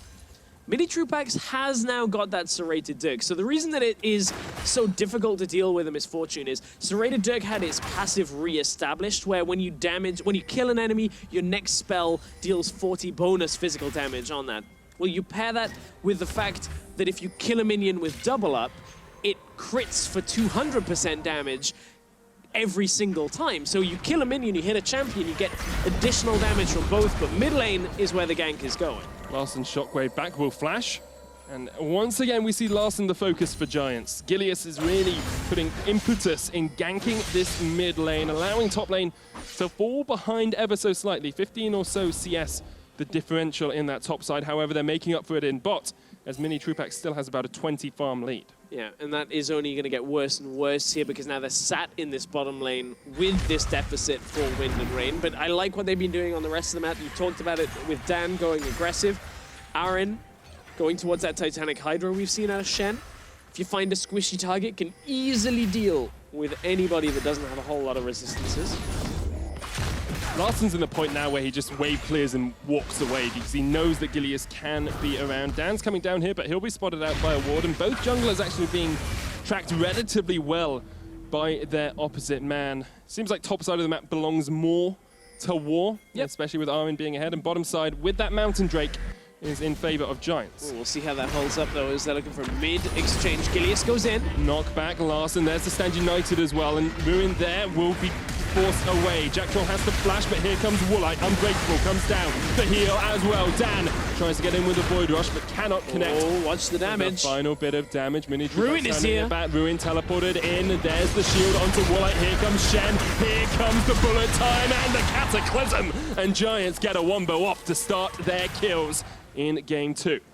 The bullet time doesn't necessarily do a whole lot of damage in the early game, but it's still, if you channel the full duration through, will do enough. You can see that Giants easily able to take that fight on the bottom side here, waiting for a little bit more on the itemization before they have full impact here. But this is the fight, or the attempted fight on Larssen. The Shen ultimate comes through, but then it was bottom lane the engage came through. Jack Troll waiting just long enough, absorbs the ultimate from Dan and gets the exhaust off through, and then in came Gilius into the engage again. Ruin had come through. Aaron tries his best to save Woolite, but Woolite ends up dying, and from there, Giants once again have reaffirmed some sense of control. They are still behind in the gold lead, but you look at the lead that they have. War ahead at 10 minutes stress. Oh, the stat is real. Is it going to be real, though? Because they have to win the game now. Every time they're ahead at 10 minutes, they win the game. They are substantially in the lead. 600 smackaroons in their back pocket. And they need to win this, because otherwise my stat will be proved incorrect. Although actually, that's untrue, because it is correct as a stat. It's just, it would no longer be correct. It would no longer be 100%. Exactly. It would not be a never. It would be a... Sometimes. Yeah. Possibly. Sometimes. And I feel that that's the epitome of War there as a team, you know? It's unpredictable. Are they going to win a team fight? Sometimes. Maybe. Maybe they'll have an okay early game. Maybe they'll be able to win it out late. But I can tell you for certain that Giants are going to take their second Rift Herald of the series. And that should be able to help them secure first Tower blood. Yeah, it's interesting that Giants actually swap out of this situation here. Now with the Rift Herald, that's going to accelerate their push onto the top side. Is it going to be enough to secure first turret? I don't even think it is. Because look how quickly this is dying now for Wind and Rain on the bottom side. Yeah, a tornado seems to be better than a giant to take down a tower as Wind and Rain get first tower. Well, yeah, exactly. Nice. I see it. I was going to clarify. I was like, you missed a great joke, and it turns out, like Drax, it went right over my head. I thought I had that. Just like Giants thought they had tower first blood, but they didn't. They're looking for a second tower, though. They do have the push advantage and the kill onto Aaron as well. The shockwave comes out. This Rift Herald is going to help them maybe get a second turret out of this push, and that will bring them back ahead in the goal. They lose the Dragon. Mountain Drake traded for a tower in the top lane and a gold lead for Giants. And this all came from the fact that Giants swapped out of their own winning matchup in the bottom lane, which I assume they thought they could actually get tower first blood quickly because of it. They get the Rift Herald, but Rift Herald is a tempo sink. If you're ahead and you got a Rift Herald, it takes time to do it. But look, this is the second half of this phase where Aaron steps under the tower. Don't think he really anticipates Jizuki being here. Pretty much a max range ball into Shockwave to try and keep him under tower. Because without the Shockwave, he's put down the Spirit's Refuge. The only real damage source there is mini Trupax. Yeah. And you're stopping all of his auto attacks. So unless he decides to stop and bullet time you, you're probably in an okay situation. But look at how it now translates. All of that vision on the top side won't be the most useful out of Giants because there isn't too much top side still for them to get. But look, it allows them to control the mid lane around mid tower and also gives them full knowledge now if they go towards the bottom side and play on bottom side, how many members of Wind and Rain are not near them. That's something Giants have done so well throughout the split and throughout the series. We are seeing first items completed here. Mini Trupax has gone towards Duskblade first. Lethality on Misfortune, we talked about it. That Duskblade is a big power spike for Mini. Yeah, likely to end up going Ghostblade as well. And look, I want to see Giants now play around the bottom side, around this Shen. Because if the only teleport user and the Shen are the same person, then suddenly you just attack that. You tag the Shen, you push him back under tower, nobody can help him fast enough, and you end up taking more towers. You take more off the map from Wind and Rain than they can actually compensate for. Giants looking to accelerate, as we say. They want to be able to get this first set of towers down so they can continue to develop this gold lead. The later on into the game we get, the harder it becomes for them. Ruin chunked out with the Unleashed Power. Dan's on his way as well. Ruin has the flash. The Larson flashes in. The Stand United through the Shockwave keeps him alive. It's another kill for War. Armin maybe looking for the flash play. Take a look at the minimap for me, Medic. I mean, you got a spoiler by the fact that it got announced. Bot lane, you're making a... Whoa! Okay, that's fine. You actually compensate for it. Giants made a play on bottom side and then tried to make a play on top side as well when they didn't have full vision. Now, that's a little bit of a no-no when you try and make two plays on the same time. Wind and Rain will get a tower from it. They lose the mid tower in response. They lose the bot tower. I believe they may even lose bot in a tower as well. So it does go significantly in Giants' favor despite trying to make multiple plays. Yeah, this is really bad for War. They get one tower, they defended a kill, but they're going to lose, as you say, no way they're getting two. mid. No way they're getting mid in Two as well. towers in bot lane, That's a four. tower at least in mid, maybe two, as you say, because there's no one here to defend it. They get one tower, they lose four. Giants once again able to take objective after objective, and it's actually indicative of their play throughout the split. On average, they take 8 towers for every one they lose. I want to say, like, Ruin, why are you going aggressive like this? Why are you spoiling the time? But I can't because look at how successful it ends up being for Giants. I want to chastise. I want to be like, no, you don't do that in a regular game. But it's fine because they get 4 towers. There's literally no way the Giants come out of that in any bad situation. I agree with the fact that it worked out well for Giants, but I think you have to start looking at teams in Challenger Series playoffs as future LCS contenders. Okay. And if they did that against Mysterious Monkeys or against NIP, there is a high possibility they would have been punished more. To some extent. I agree with you to some extent. I agree NIP and Mysterious Monkeys have shown competency on catching enemy mistakes. I mean, NIP have wins against like unicorns in games, like that kind of thing, so there is a competitive advantage. But I think the fact that Giants just were set up to push those towers and Wind and Rain were heavily committed to the top side is what really actually ends up punishing Wind and Rain. Is they weren't prepared to lose 2 towers in the bottom lane. They weren't anticipating they were going to either. And when they got the catch, they thought, okay, we can actually take this in the middle lane. Let's go closer. Let's try and investigate this as a possibility. And they didn't all go as a unit. And Giants end up taking so much more. 60 minutes in, Giants now have a 3,000 gold lead, and the game begins to look a lot like game 1 for Wind and Rain. Don't push up, Woolite. Gilius is on his way. The exhaust comes down. Woolite tries to flash. There's the Monsoon. Gilius says, let's bounce back. Woolite, I'm going to bring you into the rest of my team. But there's no one there as the teleport comes in from Armin. Ruin there. The bullet timer opens up the Cataclysm as well as Hell in a Cell. As Dan and Armin are locked in. Armin gets stunned up. Mini Trubax gets a kill. That's 3 for him. A triple for MF. Don't forget, King of the Ring 1998. Doesn't matter at this point. Giants, they're the ones that are completely taking over this game. I mean, they're going to push through towards the inhibitor tower now. Like, this last 3 minutes of play out of Giants has been so crushingly strong. The Wind and Rain, they get a kill, but they haven't really been able to deal with it fully. Oh, Larson gets melted. dead. Mini Trubax. That's his 4th kill of this extended fight. They'll look for the inhibitor tower as well. This is just great play from Giants. Well, the one thing Lethality will deal with very swiftly is any low resistance enemies. And so Gilius goes in, is able to absorb at least some of the time from Woolite here, gets the ultimate back, and it looks at this point like Wind and Rain say, okay, we can go, we can try and take this fight, but look, in comes Jizuki for the rest of the fight from the side. Damage from Mini Trupax completely untouched outside of the Cataclysm as the rest of Giants run through here, and there's no real way for Wind and Rain to take that fight. And coming back to a point we said right at the start of the game, double up is an incredible skill. Mini actually got a double kill. Double off a double kill up off the double up. Exactly, and now he's got both those lethality items completed, looking towards either a rapid fire cannon or a static shiv, assuming it's going to be rapid fire cannon. Could be a static shiv. The extra range can help on MF. We'll have to wait and see. Meanwhile, in the mid lane, Jizuki has looked dominant in lane and out of it. His shockwaves have been on point. He's got himself almost a Leandry's completed alongside his Morello Nomico. Coming into this, we said, okay, we want to see Wind and Rain draft a winning lane. We want to see something that they can actually contend with. And they had the Syndra. We're like, okay, maybe that's enough. Maybe they can play this lane matchup out. But unfortunately, Larson has not had a whole lot of time in mid lane on his own. There's always been a Gilius jumping in. Mini Trupax has been sat in his lane for a very long time in this game, and it just means that Wind and Rain haven't been able to utilize any of the leads that they were trying to accrue anyway. And now we're into a skirmish phase where Woolite needs more time. He's only got the Blade of the Rune King.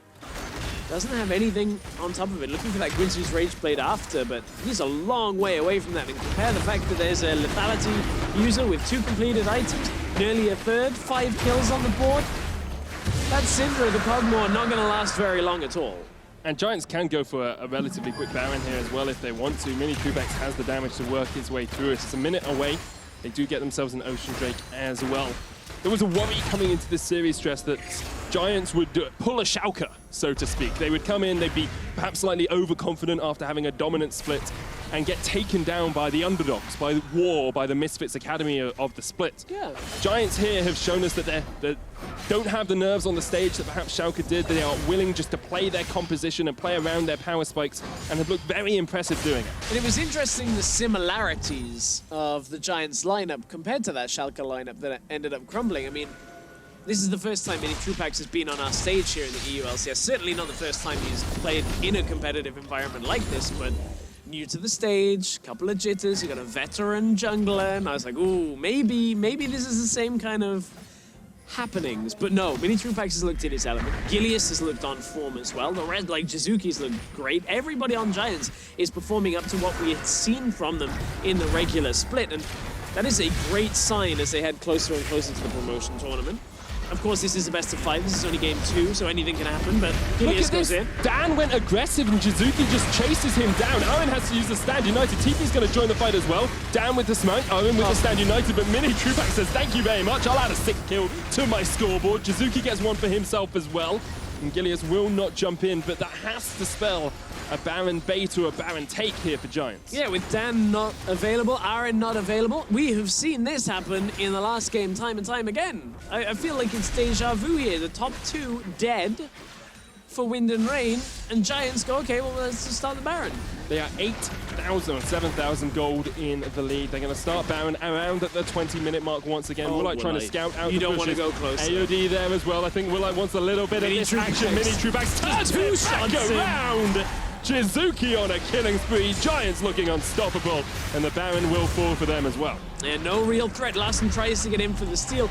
Woolite just walking closer and closer to the edge, and all of a sudden, Out comes 2 autos, a double up, and a Q from Orianna. There's a heal and a shield in the middle of there trying to keep him alive, but Woolite ends up dying. And this is how it all started. Look, Jizuki falls back down. Gilius comes in. Stand United used by Aaron to just desperately try and get Dan out of there. He tried to jump, try and get any kind of distance, and walks right into a Fed Misfortune. That is not what you want. Aaron survives only just because of the Twilight Shroud, denying the autos that come through. And as we fast forward very, very quickly to a bit of a devastating mistake out of Woolite, trying to get in there. Oop, that's a lot of damage. Double up even catches AOD, takes half of his health away. And we're back to another fight. Bullet time across the wall. Mini Trupax just padding his KDA more than anything this game. 7-0-3. He's definitely the AD carry we've seen throughout the split. So, what's your Diamond 5 Braum support build? Because we got a pretty good one coming through here, looking for Knight's Vow as the next thing. Yeah, I agree with this build. You agree with it? I think if it was under a bit more threat from the Syndra, I would look perhaps towards the Locket of the Iron Solari as well. That'd be a good item. Wind and Rain are just not in the position where they actually threaten. We'll see once again they just have to back away as Giants push in with the Baron buff. That will be their first inhibitor of the game. 22 minutes in, and Wind and Rain are staring down the barrel of a gun. And it's so difficult for Wind and Rain because the only armor items really on them is Aaron's Knight's Vow, and even that isn't doing a whole lot. The lethality is cutting through the very small amount of resistances and the rest of Wind and Rain have, and they have to deal still with an Orianna, with a Javelin that want to go in, and Mini Trupax still hasn't died. Look at all of this, how comfortable the damage going down onto the inhibitors is. The second one of the game goes down, and there's a big wave pushing towards the top side for Giants as well. This is critical damage done to the base. And like rewind the game all the way back to minute 3. Dan got first blood in the top lane on Arin, managed to take down Ruin, and we thought perhaps this is Wind and Rain being able to play towards pushing lanes, advantageous lanes. But Gilius was able to react. He put a lot of time and effort into mid. Mini Trupax was able to outfarm Woolite in the bottom lane, and Giants said, okay, we don't care about top. Ruin is not on a carry this game. Instead, we'll let our carries in the other roles play to their full potential. Yeah, they were saying like Ruin, okay, he's gonna probably get a little bit camped here, but he's gonna be a Javelin. All he's gonna do is EQ combo in, hit Stone Plate, Cataclysm people, everybody's dead, okay, because Mini Trupax cleared up. Like, Mini Trupax hasn't even gone the, you know, the older Misfortune builds where he goes Black Cleaver to try and shred armor. He's just like, nobody has any armor, I'm just gonna kill him. Doesn't even need level 2 boots. No, like, he's sitting on boots of speed. He's like, my passive is the only thing I need. I will strut my way across this entire map, strutting perhaps all the way to the promotion series as well. Giants looking like they're on their way back to at least a challenge for the LCS, if not even a spot there. This will be the third inhibitor tower of the game. Giants giving up 4 times as many kills in the last game, but it's still a minuscule amount compared to the amount of kills that they have got. Arin pushed back by Mini Trupax, Ruined with the flank. War once again have to concede an inhibitor. Well, unless anybody else from Giants dies, the jungle, mid, and both bot lane players have still got a perfect KDA. 0 deaths on any of them. Only Ruin has died in this series so far. And as Giants are winding this up, 3 inhibitors down, sub 25 minutes. Aaron tries to fight. Shockwave onto the knockback. The Cataclysm. Look at that! Triple kill. Exactly what you want to see. Mini Trupax does get the quadra kill as well. Are they going for the penta? Oh, it doesn't! Gilius, you scumbag!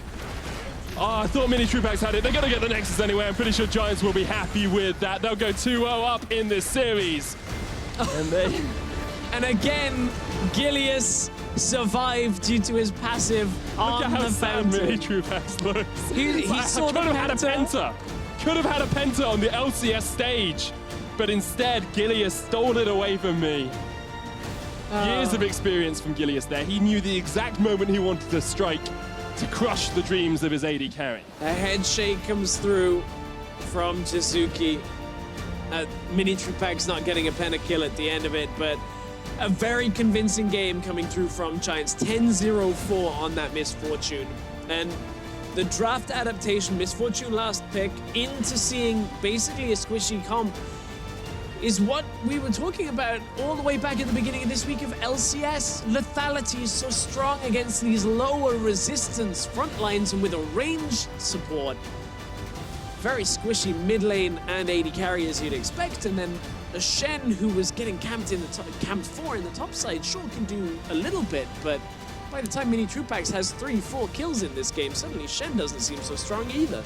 And once again, we see Gilius on the Zac being able to help out his mid lane, keep Jizuki in it. Jizuki's having superb performances into Larssen, who's looked underwhelming, I think, to be honest. Like, not the Larssen we expected to see, not that mechanical god that we all saw in the UK scene a few years ago. And even in Challenger Series, he was a player that could be counted on to win his lane. I think the difficulty for Wind and Rain is whatever we were expecting out of Wind and Rain, the dominant team we expected out of Giants is showing up. And that is a difficult beast to deal with, whoever you are in the Challenger Series, at least. They're just so persistent as well. They take an advantage, and I think the epitome of Giants play is that 1 tower for 4 tower trade we saw in the middle of that game. It was about the 13-minute mark or so. They lose top tower, but they managed to take 2 towers in mid, 2 towers in bot. Even off the Herald, they got 2 towers in the top lane, and it just breaks the economy of any team you're playing against, because you then have a 5 or a 6,000 gold lead purely off objectives. I know somebody's going to be like, how come the casters didn't talk about this? Well, this was such a crushing game that I only just looked over at Javan's item build. Black Cleaver, Gargoyle Stoneplate, Titanic, Tiamat, Needlessly Large Rod. I think he got that after he died at the end. Oh, okay, I believe, because I remember glancing at it being like, that's pretty standard. I don't think he had Lindsay. I don't think he had it before that. But we will mention it now so that no one can like tweet at us and be like, guys, you missed this, in case it didn't happen. He just wanted extra damage on the flag. Magic damage, scaling, doesn't matter. But I mean, it's hard to emphasize at almost all points how good Giants have looked in this. There's been, again, a handful of mistakes, maybe even more mistakes in Game 2 out of Ruin than we saw in Game 1, but there's been no further way for Wind and Rain to actually punish Giants. They've just been outplayed, outclassed. And I think that's what a lot of people expected to see coming into this series as well. A lot of people predicting a 3-0, saying that Giants are just too strong. Let's have another look at this final fight that really led to Giants winning it out, because they, with that bullet time, with the Cataclysm, and with the Let's Bounce, just comboed superbly. Yeah, it was such a swift fight here. You know, Cataclysm comes through, there's the first few kills of it, and suddenly the fight is already won in favor of Giants. Doesn't even matter the Ruin dies here. You can see Gilius, remember, he still has his passive. He goes onto the fountain. He knows what's coming. He just stole the Penta. He knows what's coming. He's about to jump onto the fountain. But, I mean, it persists the fact that no member of Giants other than Ruin has died in this series yet across 2 games. And I think you have to give credit to Gilius as well. A lot of the questions around him were, would he be able to live up to the Gilius that we used to see in LCS, a very strong tank utility jungler? Would he be able to direct this team of a lot of novices at the sort of higher level of play? And he's been able to do that really well, and we'll have to see if he's able to do that in the next game as well, because Wind and Rain do have their backs against the wall and need a win in Game 3. We'll see if they can do that after the break.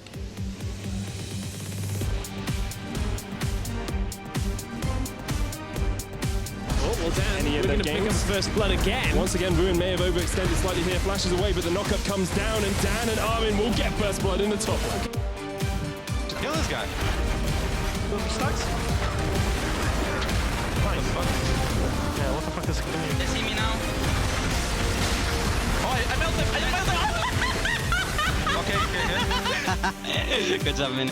You don't want to go close. AOD there as well. I think Willite wants a little bit of this action. Mini Trubax turns around. Onto the knockback. The Cataclysm. Look at that. Triple kill. Exactly what you want to see if you're Mini Trubax. They'll go 2-0 up in this series.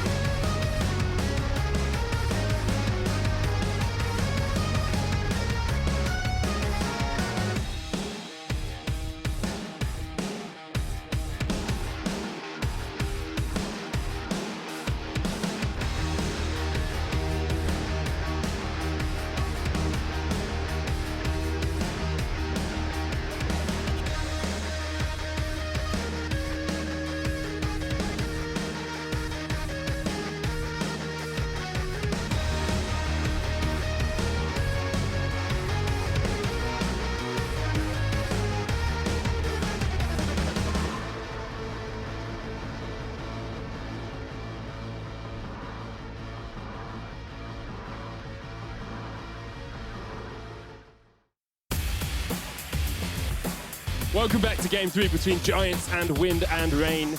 Giants are just one win away from securing their spot in the promotion tournament. They have chosen the blue side stress. Once again, seems to be a winning formula for them. Is there anything Wind and Rain can do to stop the Giants in their tracks? Right now, it's a bit of an odd one because Giants pull out these different picks and pick some scaling sense and then just grab themselves a misfortune that crushes through the lane. I maybe leave open Caitlyn and Callista and say, okay, you have one, we'll have the other. And then just try and play that matchup out, try and play it that way. See how it goes in the bottom lane. Giants you making ice with Giants over there? Yeah, they're looking pretty comfortable. In all honesty, Jack Troll giving me the ice. Ogling the Giants over there. Exactly. Wow, Hey, not even focused on this. Like things wow. attract, okay? I look at Giants, I'm like, oh, they're like me. It's fine enough. Because I'm big. Yeah, There was nowhere to go with it. No, I left it you out wasn't. on a limb. Well, I guess the only way from here is up, realistically. And for the Giants, that means they'll be ascending to some pretty high heights if that's where they're going. A third win here in this series would put them in the promotion tournament, and they would be likely to go up against either NIP or Mysterious Monkeys. Now, of course, Mysterious Monkeys still have an easier time avoiding the promotion tournament in the LCS. NIP, I believe, with a perfect record for the rest of the split, up against a lot of strong teams like G2 and Fnatic. Unlikely to avoid their promotion tournament fate. I think the same could be said about Mysterious Monkeys, really. They have been improving, but they're still not beating the teams they need to beat to be able to get away from it. Vitality do have a tough set of games to go as well, so that's going to be an interesting little battle between the two teams. Yeah, it's an unlikely jump that will happen, and that's why we say that it's most likely NIP and Mysterious Monkeys. Of course, that means we would need a fourth team for the promotion tournament. Of course, it'll be decided next week between Schalke and Team RB, but if things continue as they have done, Giants very likely to take that spot because the last two games have been dominant performances. They are just looking incredibly strong on patch 7.14 as we are today, and we're going to get into picks and bans once again. Wind and Rain, backs against the wall, you have to say. They will get rid of the Zac. They've decided they do not want to deal with Gilius on that blob anymore. Yeah, I like it. I think that's a good decision here. Now just leave the 80 carries open. Or at least leave one 80 carry open and give them a hard decision to make. Maybe leave the Caitlyn and just say, okay. Although Giants will likely first pick it. Mini Truepax isn't... I mean, he's played 4 games of Caitlyn, so it's not like he's going to pass it up. It's very comfortable on a bunch of different AD carries as we have seen on the MF last. Wind and Rain with the final ban here will put it towards the Caitlyn, which means Thresh is open for the Giants if they want to pick that one up early on. Doesn't quite have the same priority as it used to do, and Cho'Gath left open by Giants. Now that gives them basically a winning top lane. Cho doesn't have too many bad matchups. Na can do okay into Cho, but we have seen it lose. We have seen it lose quite frequently because the sustain that Cho'Gath has is enough to get him later into the game. The only real way you can actually beat a Cho successfully is camp it in the early game, as we saw happen to the Unicorns of Love, ironically, by Mysterious Monkeys this past week. Chachi had some pretty bad games when he got camped. We'll have to see if Giants and Wind and Rain have been watching the LCS. Wind and Rain will lock in the Thresh and the Cogmore for themselves, and it's once again a Braum for Jack Troll for Giants. I hope they have been watching the LCS, or at least LCK. You can watch LCK. NA LCS technically is better than EU LCS. Well, we said LCS, we didn't specify which. It's implied. I want to see Rift Rivals Challenger Edition. I want to see Delta Fox versus Giants. That would be a great one. That would be a superb game. It is going to be the Orianna lock here for Jizuki. He was hovering over the Echo and the Kane for a little time there. Decided against them instead. We'll pick up the Orianna once again. He was very comfortable on that against Larson in the last game. And we know Larson likes scaling mid laners, so will he go for the Syndra, which would be away from what we've anticipated, but that in line with game 2? Or will it be the Corki? Scales. This is a pick and a matchup we've seen quite often. Orianna does tend to have the earlier game advantage. Larson's like this Corki throughout the split as well. Very safe, very good at farming, something he enjoys doing. And I really want to see him being able to actually impact the map a little bit more. Wind and Rain decide they do not want to face up against another AD carry that Mini Truepax has proved himself on, and it is a misfortune ban. Watch him Draven. They hovered it a lot in the last game. Watch him just Draven instead. Rex, wait, has that been in picks to watch? No. Okay, I'm happy with the Draven pick then. I'm happy with the Draven pick As long as Vedius hasn't called it. Rek'Sai is the ban, and a Jhin ban as well from Wyndham. I like the Jhin ban here, the other lethality pick that we have seen many true packs playing. Rek'Sai, I like you take it away because now it doesn't give them that option to go topside. However, Elise is still available, as was the Maokai, but not anymore. So Wyndham Rain may go Elise here. It's not a Dan pick, so he'll probably go Sejuani instead, or a Gragas. Gragas would do the same type of thing, allowing you to get up into the top lane. Or a Nunu. No, that would do the opposite of what I'm saying. Yeah, I'm not happen. Dan likes Nunu. I know, but Sejuani at least can get into the lane. With a Kog'Maw. No, you need to. With a Corki. Okay, it's going to be the You need Sejuani. to pressure the Cho early. You got to push the Cho to its limits in the early game. Sejuani at least can Q flash into the lane, try and get a kill. Nunu can Q flash into the lane as well. It just doesn't have the same impact. Giants now looking towards their jungler and their AD carry. Probably could be a Cho'Gath jungle. That is not out of the realm of possibilities. It is going to be. Well, it still could be a Jarvan in the jungle. Unlikely, but we have seen it a couple of times. In NIP been trying it. There's a couple of games of LCK they've had Jarvan jungle. And I'm wanting a lethality AD carry, but this Varus would make a whole lot of sense. It's good lane presence, it's good push power, good team fight because it has the ultimate. You have the ultimate to catch people down. So Giants, well-rounded composition once again. Good amount of frontline damage, team fighting coming through.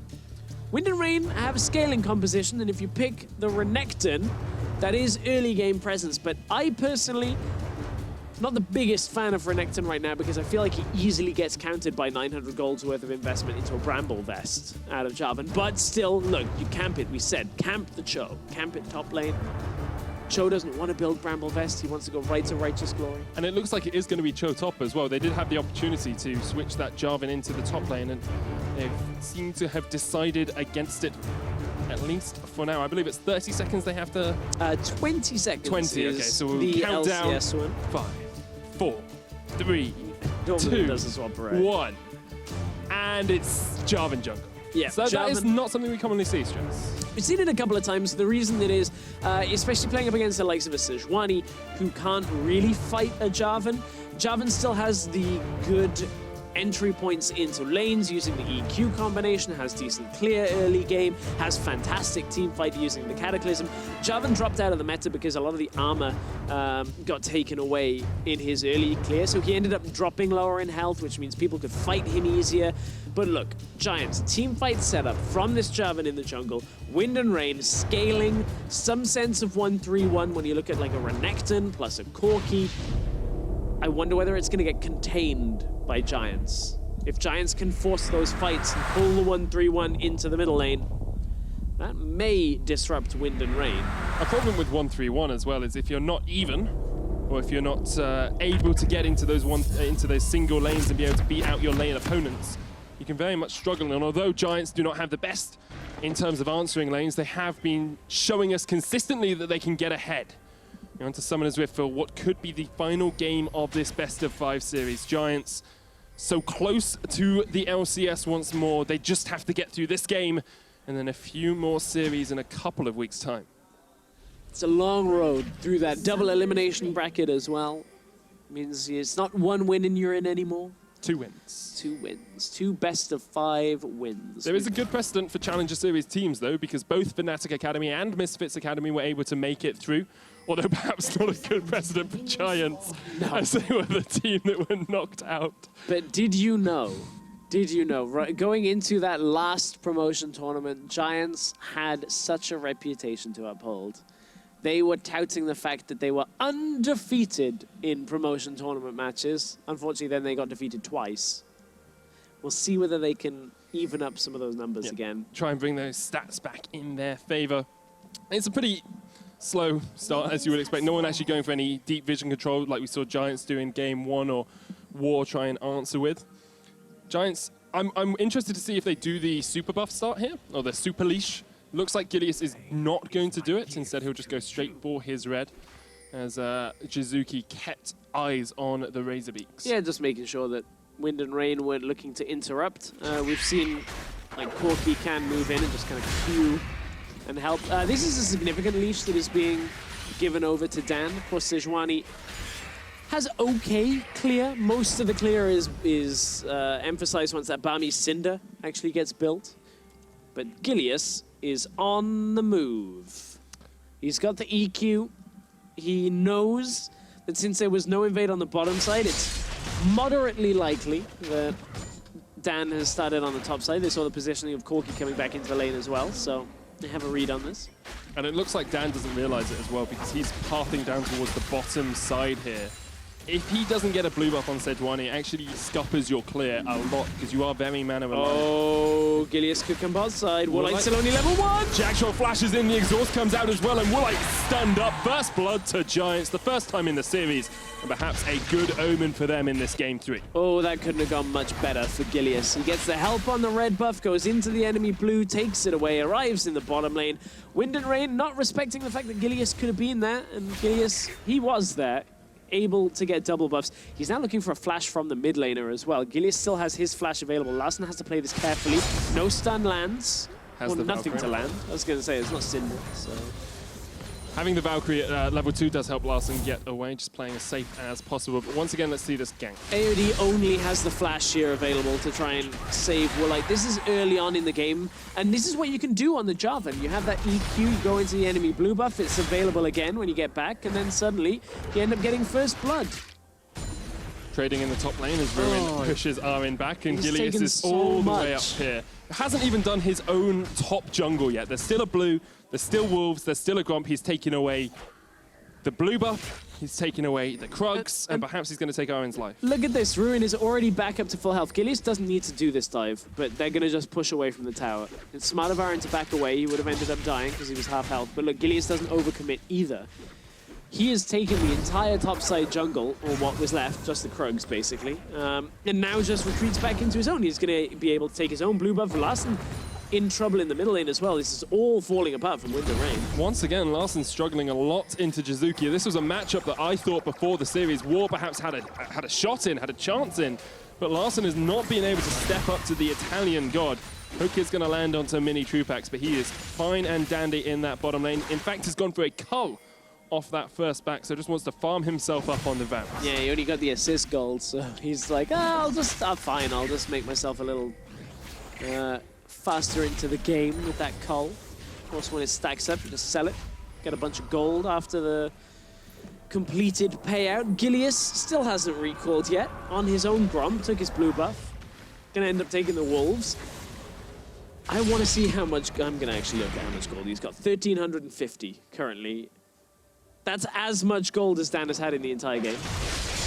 That's, yeah, he's about 500 gold ahead. Yeah, having we're that early first on. blood. It's not that impressive, I guess. War lost their 100% record at 10 minutes earlier on in the last game, so I'm not counting any gold leads for them as an advantage. However, Giants have shown us that with a gold lead, they are able to push War back further and further, and that is exactly what I expect Gilius to do. He has shown how strong he can be on these utility junglers, how powerful his rotations and his map movement is against these teams that just don't quite know how to react. Dan is going to come towards mid, just running towards Jizuki. Yeah, Jizuki just stands there as well, trying to hold this wave off the tower, doesn't want it disrupted, also just wants to trade the damage back. Jizuki is planning on leaving soon, so you can see he's just going to drag it away, try and pull as much of the wave as he can so that it doesn't crash into his tower. But that's confidence right there, and AOD's actually going to get jumped on, has to flash. When a mid laner can step up that far against a jungler and a mid from the enemy team who have both got all their sums, and just say, okay, well, I'm not safe. Larssen. Has got flash, has got he Valkyrie. does, has a Valkyrie, but look.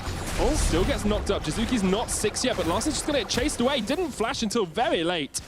Does get himself to safety. And look, this is why Jizuki moved forward in the lane, is because he knows Larssen is about to teleport back in, running that teleport on Corki, a little bit unorthodox, but still fine. Knows he's going to TP into the wave, and that means if... Oh, Jizuki! Does he get it? He doesn't get it! He didn't get it! I didn't get it! That was the best bit of casting I've done in my life. Fantastic. Ghost and flash burn from Jizuki. He just wasn't able to get the damage. flag. Here comes Gilius. The flag's not enough. Larssen is stopped. Dan's going to chase him down. We'll be able to get that stun off as well with the permafrost. And Gilius is in a sticky situation, but Dan is low on mana, has no cooldowns, and cannot chase any further.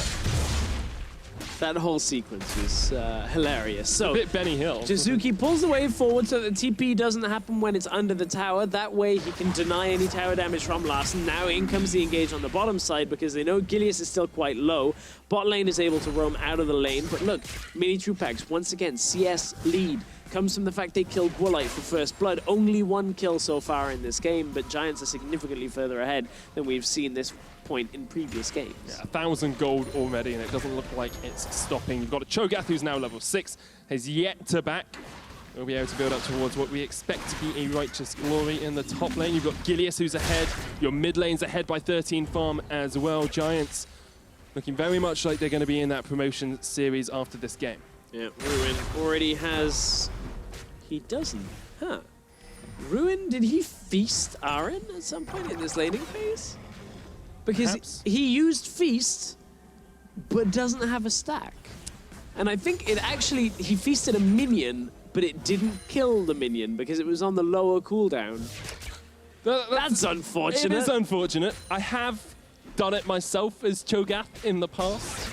Sometimes it's on like 1,100 HP and you're like, oh, those I'm gonna plus find numbers out. I'm gonna find out. definitely would have added up to it. Actually going back all the time. I'm actually going back in time on my screen. While to you figure do out what that, happened. let me talk a little bit about this Wind and Rain roster, because we've been bigging up Giants, saying they've been dominant, which they have been, and we've seen in the last couple of games just how strong this Giants roster are. Wind and Rain, a very new lineup, have been challenging in the Challenger Series. They've been looked good at times. The Cataclysm comes down, and Gilius will be able to get away as Ruin teleports in. Yeah, of course, in the craziness of the game. It wasn't used on a minion. There is no low cooldown anymore, of course. He actually just used it on Aaron as he pushed forward. Oh, cool. Yeah, it was nothing more than that. This game has been a bit of a crazy one. We've had these mid dives and seen the attempted play out of Larssen to try and teleport back into the lane, but picture in picture. Yeah, we got a picture of Cho'Gath recalling. Yeah. I suppose we did. Teleports back into the lane. I think that was the key thing here, as he ended up back in the top side, as Aaron still has his teleport available. It's all going a bit crazy here at the caster desk for a second. Let's take a moment, compose ourselves, medic. Reset like War need to reset after those last couple of games. They've just been on the back foot for a lot of the time. And I'm sure that Tabasco, their coach, will have given them a little bit of a talking to and said, look, we need to reset, we need to set up for this next game. It's not looking too bad for them as they land a hook onto Mini Trupax. He has to flash away. Here comes Dan as well. Glacial Fissure doesn't connect because it's Glacial Prism. He doesn't need to because AOD can get the kill. Okay, I've been told, I got clarified what it was that we saw in the picture-in-picture, because I was looking at my screen. It was Cho'Gath eating a minion. Oh, did he feast the minion? He feasted a minion. Okay. He has 2 stacks currently. Okay, let's draw a line under this craziness. We're going to move on. Righteous Glory nearly completed by Ruin. But look, Wind and Rain, they picked up a kill. That's what we got to look at now. They're firing back into this game. Looking at the bottom tower as tower first blood in the game. Wind and Rain, add that to the statistics. It was a little past 10 minutes, but they've taken the lead. Yep. And they get first tower, Yep.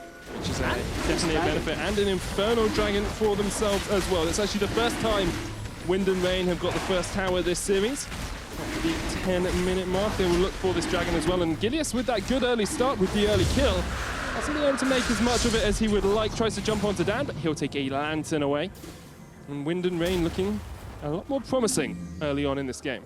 Now we have to look towards Gilius. He had a great series of games on Zac to try and start fights. He's obviously on the Jarvan.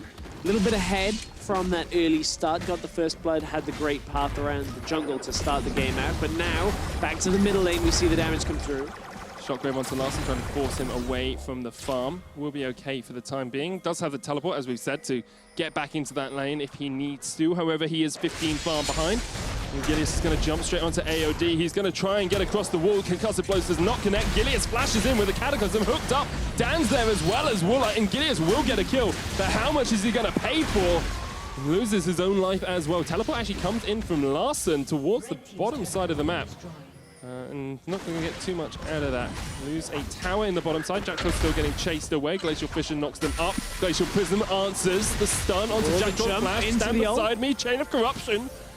And War are continuing to chase in this bottom side, but Mini Trupax and Jackdaw have got underneath that missing tower now. It was obviously taken just a minute ago. Jack Troll eventually will fall. War get themselves a kill, but it was a long, long chase to do so. Long chase. Jizuki was trying to get on down to the bottom side as well, but look, he just pushed the wave out, got a CS advantage, at least compounded on it. And this all started from the engage on AOD. Gilius went in with Jack Troll, was able to get the kill, but had to burn a whole lot for it. Really overextends. You can see Jack Troll trying to stick around. Are we gonna watch the whole chase? Okay.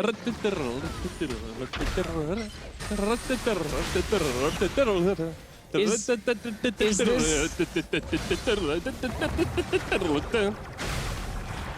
Slightly I can't tell whether that was like off key and the wrong thing for copyright reasons, so that we don't get sued by whoever deliberately, owns yes, that. obviously. Okay, that's fine. You doubt my musical integrity, Stress? Not at all. I would if you ever heard me sing. At the moment, Giants are trying to sing a Song of Turrets as they look for their second of the game. Ruin used Feast on a minion once again.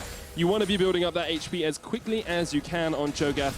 Something perhaps a lot of players don't realize is you do just want to feast on cooldown if you can to get as many stacks as possible. Yeah, of course you don't end up losing them on death. That was a change that happened a while back. You can only get 6 from minions. You can stack max health and the attack range increase up to 10 times, but the damage on E, the scaling based on feast stacks, that's infinite.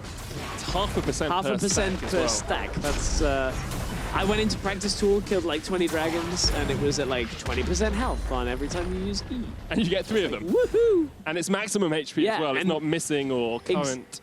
And the size of it, the projectile, scales with your size. So it's great. You just like chunk the lane width for 20% of their health after every auto attack. Now that's an unrealistic perception of how much. Cho still does a lot of damage. We had a Cho do over 1,000 damage per minute in the LCS during yesterday's show, which was insane. It's pretty beefy. Usually numbers reserved for AD carries. Yeah, that's like Varus mid territory or Jhin territory that is so unbelievably fed. Be interested to see what mini Troopers did in the previous game on the Misfortune. Definitely did a lot. I didn't catch the numbers myself. Glacial Prism into Hook once again. Gilius overextends, perhaps gonna die for the second time in this game. Both he, Mini Trupax, and Jack Troll have ruined that unkilled record that Giants had. Only Jizuki unkilled throughout the series, and definitely not Willite as he's caught out.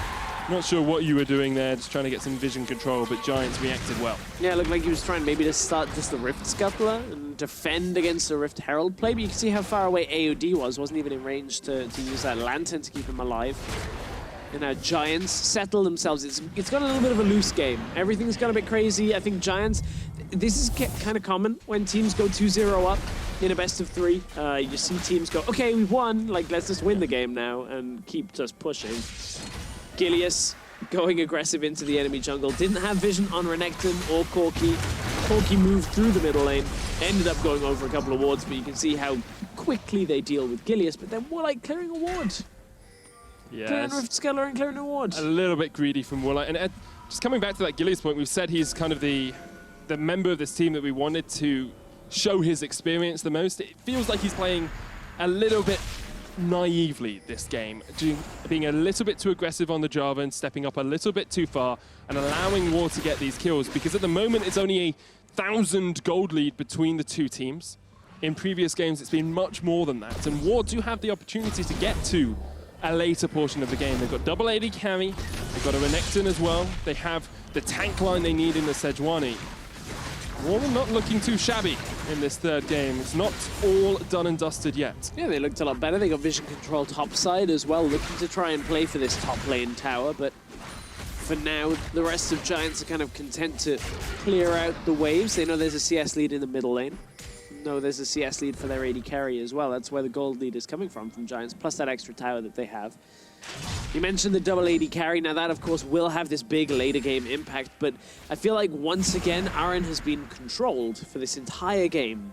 The Cho'Gath is a difficult lane matchup. Ruin has done a good job and hasn't been overextending. There was no camping topside this time around for Wind and Rain. Here comes the second Infernal Drake of the game as well. War trying to get vision around it. They're going to jump onto Jack Troll.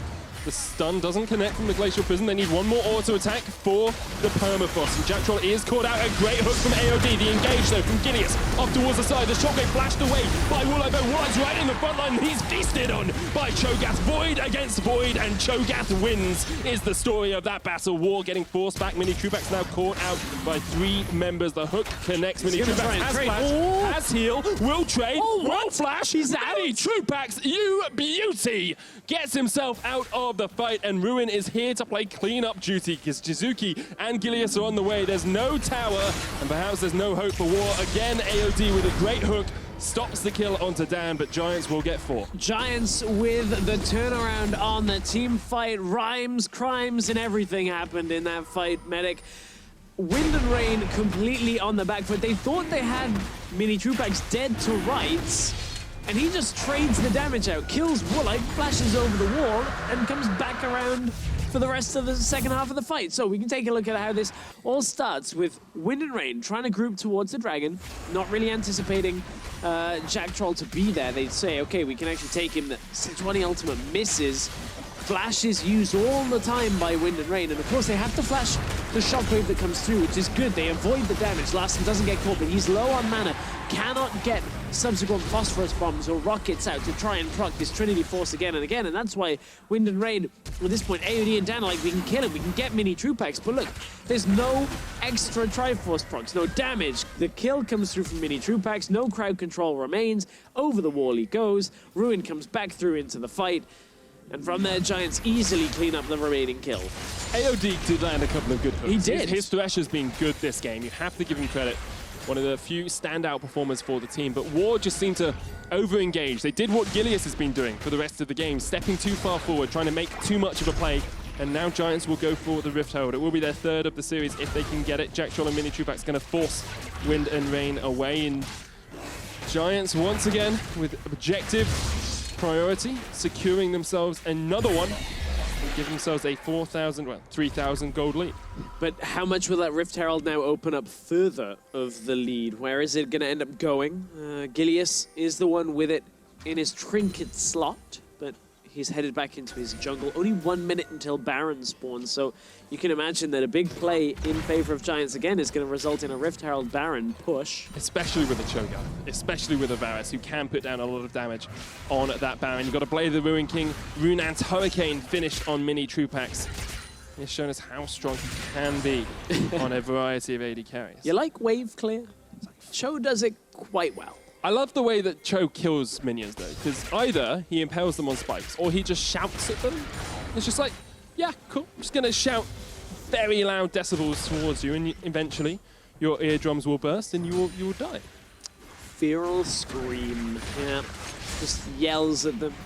What do you think would be the hearing tolerance of a minion? Oh, dearie me. Because like you must know this to some extent for a human, right? I do, but Well, we're going to have a look at Jizuki get jumped on. The shockwave comes out. Larson went aggressive and he almost goes down. Armin didn't even have time to join the fight. Jizuki is looking for this. He wants it. Ruin wants this as well. Look, he's running in here. Righteous Glory may very well get popped, but he can't quite close that distance in time. Okay, so if we take Jarvan as your typical human being. Okay. He's probably slightly taller. He's got a decibel hearing of about 100 decibels for long-term damage if you listen at sustained periods of time. 160 is about a jet engine, and that would take you out very quickly. At the moment, Ruin is the one who might be taken out by Wind and Rain. He won't be able to get away. No Gargoyle Stone Plate for him. And they get a tower in the mid lane. Minions, about a third of that side will say stress. So I'm going to say between 60 to 100 decibels would be a hearing tolerance threshold of pain for a minion. Well, there wasn't much tolerance of pain on here for Ruin. He tried to survive through, but unfortunately, I mean, the tower went in favor of Wind and Rain first, in favor of Giants first, right? So they are able to get the objective. But here's the hook on the middle lane. No real follow-up. Uses the package once again just to try and push out waves, and something we haven't really seen from Larson that we saw more from him in the Challenger split was his ability to roam the map, his ability to get into other lanes and actually influence them. He's been hampered by Jizuki, who's constantly pushing the lane up, has a 40 farm lead. Ruin's actually gone towards an Abyssal Mask second item here as well, just to make himself even tankier into this Corki. Yeah, also is going to cause the enemy champions nearby to take that extra damage. Of course, Varus, a good decent mixed damage, some magic damage mixed in there as well. The Orianna comes through with a shockwave, more magic damage to amplify. But you can see how far ahead Giants are in this game. Significant gold leads, 1,000, 1,500 on just about every single player. Not as gargantuan a lead as they have had in previous games, but at the 22-minute mark, they are 5,000 gold ahead, which is nothing to be sniffed at all. And they are just continuing to pressure War off the map. War, we say they scale, we say they like to play these late-game team fights, but Giants are just not allowing them to ever get to a point where they can have a late-game team fight. Even if it gets to a 5v5, Giants are so far ahead that it's essentially a 6v5. And Giants keep killing Woolite is half of the problem. Is when you pick a Cogmore and you say, okay, we're going to have you be the carry and we're going to put a lot on this Cogmore, and then you've got 3 deaths already. And that is just happening time and time again. Against an engaged composition, there's not a whole lot of options for Wind and Rain. Now they get pushed back away. Here comes the Cataclysm. Teleport's coming in as well from Giants. They want the fight, they want the big team battle. AOD's dead, teleport behind by Armin, pops the Dominus. But look at that, Larsen's dead. He's nommed down by Ruin. Armin getting chased off towards the side as well, as Gilius is not going to give up on this Renekton. He wants a bit of Crocodile alongside the rest of the kills they have got. Armin tries to flash away, but does not get over the wall, gets knocked up, gets taken out. Ruin 3-1-3 on a Cho'Gath and a Baron in their sights. The saying is never smile at a crocodile, but Giants are beaming from ear to ear as they close in on the Baron. Aaron's Renekton wasn't enough. Giants, for the 3rd game in a row, are going to be taking a quick Baron early on. They're going to be able to secure this. It is going to be enough for them to take this series. It is just a matter of time. Now 7,000 gold ahead, and Woolite has overstayed here. The flash in from Jacktroll, the exhaust onto Cogmore. Here comes Jizuki, doesn't quite connect. AOD with the lantern gets Dan out. Not quite enough as Jizuki gets the final clockwork wind up in to get the kill. That's a Cogmore with no flash. They know he's there. He's looking for the execute. Will he be able to dodge, dip, duck, dive, dodge and dive away from this? The answer's no. Ruin puts a Rupture down, says hello to the butterfly, shows him what a true metamorphosis looks like. Empowered recalls come through. Evolution seemingly didn't work out too well for Wind and Rain right now. We're like much more like a Metapod than a Butterfree. Needs to be able to use Harden a few more times if he's going to survive these fights. Well, right now it's more like Giants be drilling into the base of Wind and Rain the further this one goes on. This was the fight that really solidified the loss here, because look, Giants easily take out the Corki. The damage is done. From there, Aaron tries to run away, but does not have enough left in the tank to get away from the fight completely. Turns for the Baron. Giants, 3-0 is what this looks like it's about to be. You have to remember, Aaron came in as a sub as well. JWoww was the standard top laner for War. At times, it looked like Armin and Dan had a bit more synergy than JWoww had with his jungler, but time and time again, Armin just hasn't had the impact on these carries. Like last game on the Shen really didn't do as much as he would have liked to with those Stand Uniteds. They were never making the aggressive plays that you would make if your team had perhaps slightly more synergy, and that's exactly what we see from Giants. And I think that's the difficult thing, right, is Aaron has to fit into the lineup. JWoww was listed still as a substitute, and while I think Aaron has done a fine performance, part of me wanted to see, oh, this was perhaps a kill that happened earlier in the replay. I kind of wanted to see JWoww play Jax. When he was on TCM in the old days, back in 2013, he would play Kha'Zix and Jax, and I was like, this guy is such a fun player, I want to watch him. But I think Aaron has had the unfortunate job of having to slot into a lineup that is already going to struggle against this Giants lineup. And it's no individual thing. Aaron has actually been ahead in the majority of the games because of the way Dan played around him. But Wind and Rain have lost the rest of the map. They got ahead in the top side, but lost the rest of the map, and Giants just grouped very effectively and took team fights that worked in their favor. And with the Baron still having a minute remaining on it, they're looking for more towers out of this. Actually going for a 1-1-3 split. Mini Krupax, Jacktroll and Gilius are down towards the bottom side. Dan trying to push them back, unable to do so for the time being. It is a 9,000 gold lead, 26 minutes in. The last game ended at the 25-minute mark, the first one around the 30.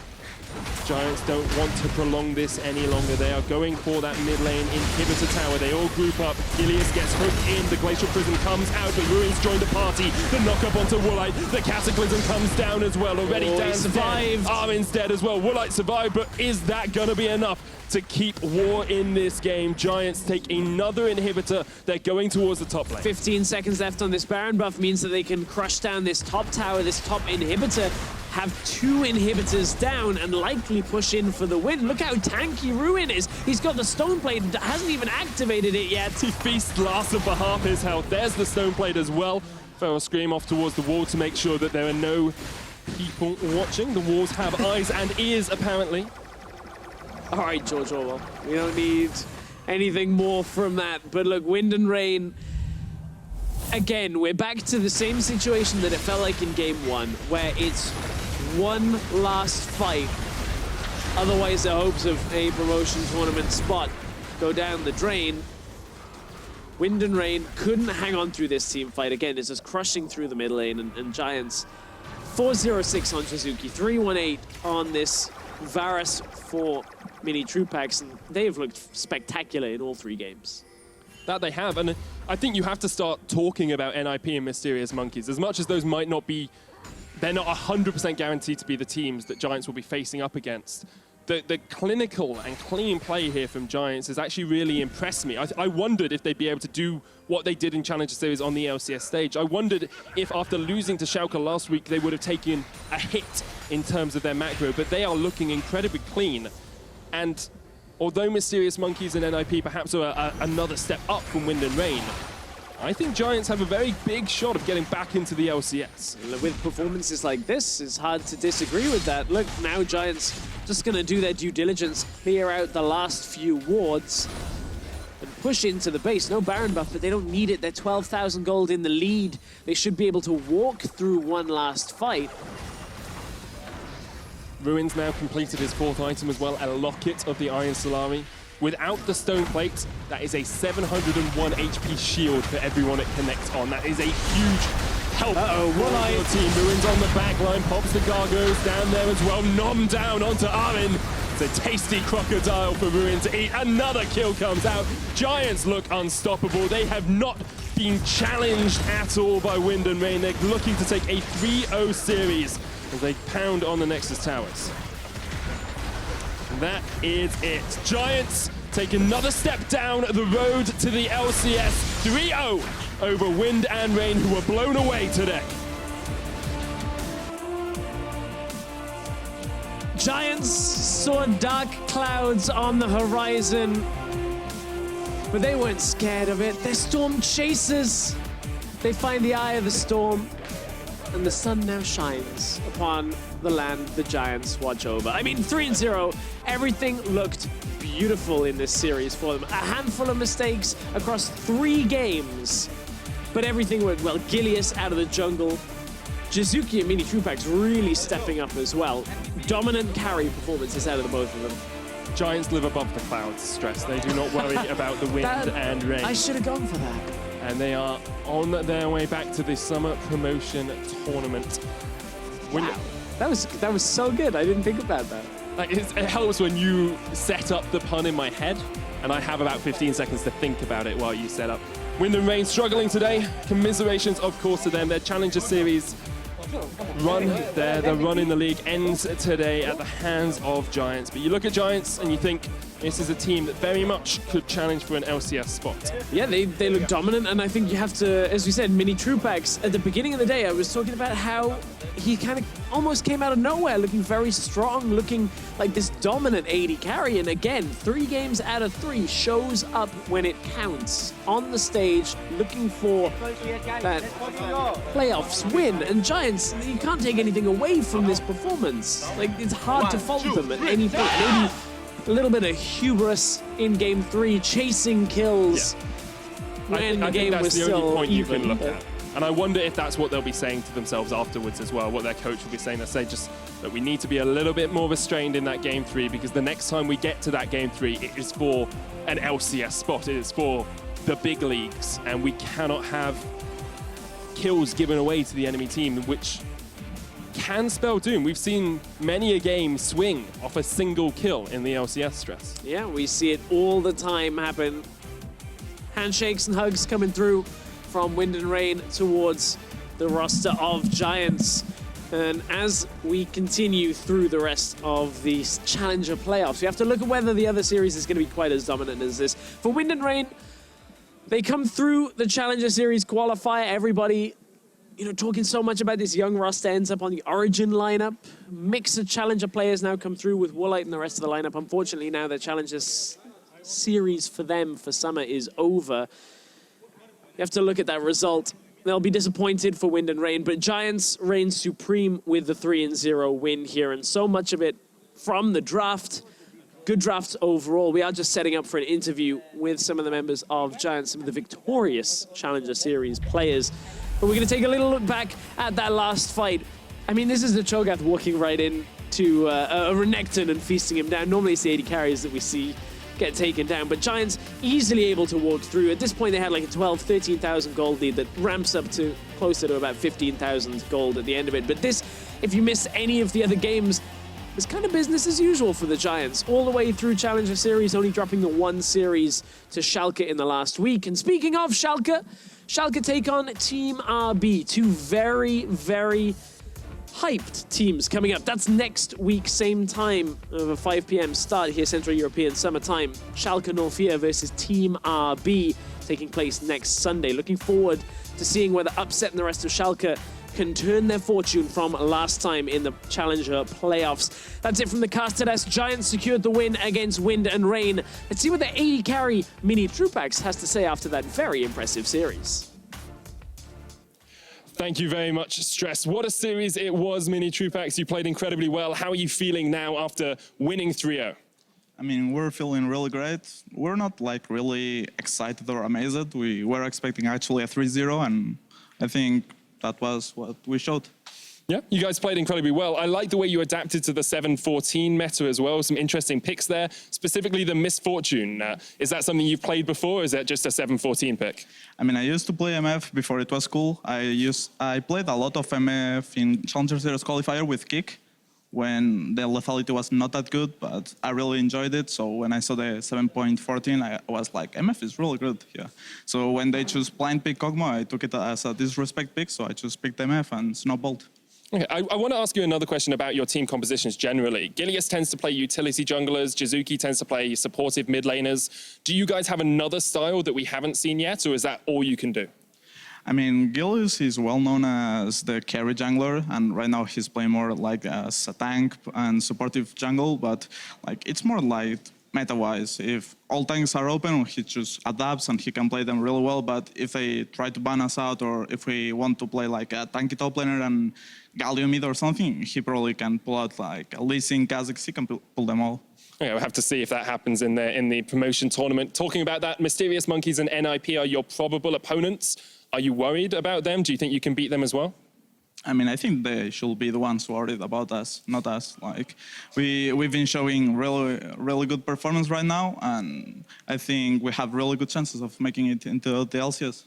Well, we'll have to wait and see. It's a few weeks away. Next week, of course, we have the next playoff tournament between Team RB and Schalke 04. That's it from us for now. Congratulations to Giants, of course, on your 3-0.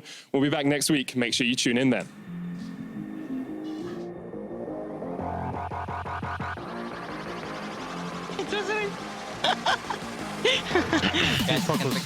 Guys, this is our moment. It will start now. No flash on him, no flash. Okay. Moving on. Go drag. Emo play comes down as well. They do get the start off towards the side, but here comes Ruin. Let's bounce. Gilius back. Arwen in the midst of them all now. What can War do to hold out? Not much, as Giants just rip through two members. The knockback, the Emo Plague, a massive fight erupts in the War jungle, and Giants are coming out on top. 1-0 victory over Wind and Rain. Once again, Ruin may have overextended slightly here, flashes away, but the knockup comes down, and Dan and Arwen will get first blood in the top one. Kill this guy. Stacks? Nice. Yeah, what the fuck is he doing? They see me now. Oh, I melted him! Okay, good. Good job, man. You don't want to go close. AOD there as well. I think Will wants a little bit of this action. Mini Trueback's two shots around. Right onto the knockback. The cataclysm. Look at that. Triple kill. Exactly what you want to see. Mini in your Trueback. Mini Trueback. They'll go 2-0 up in this series.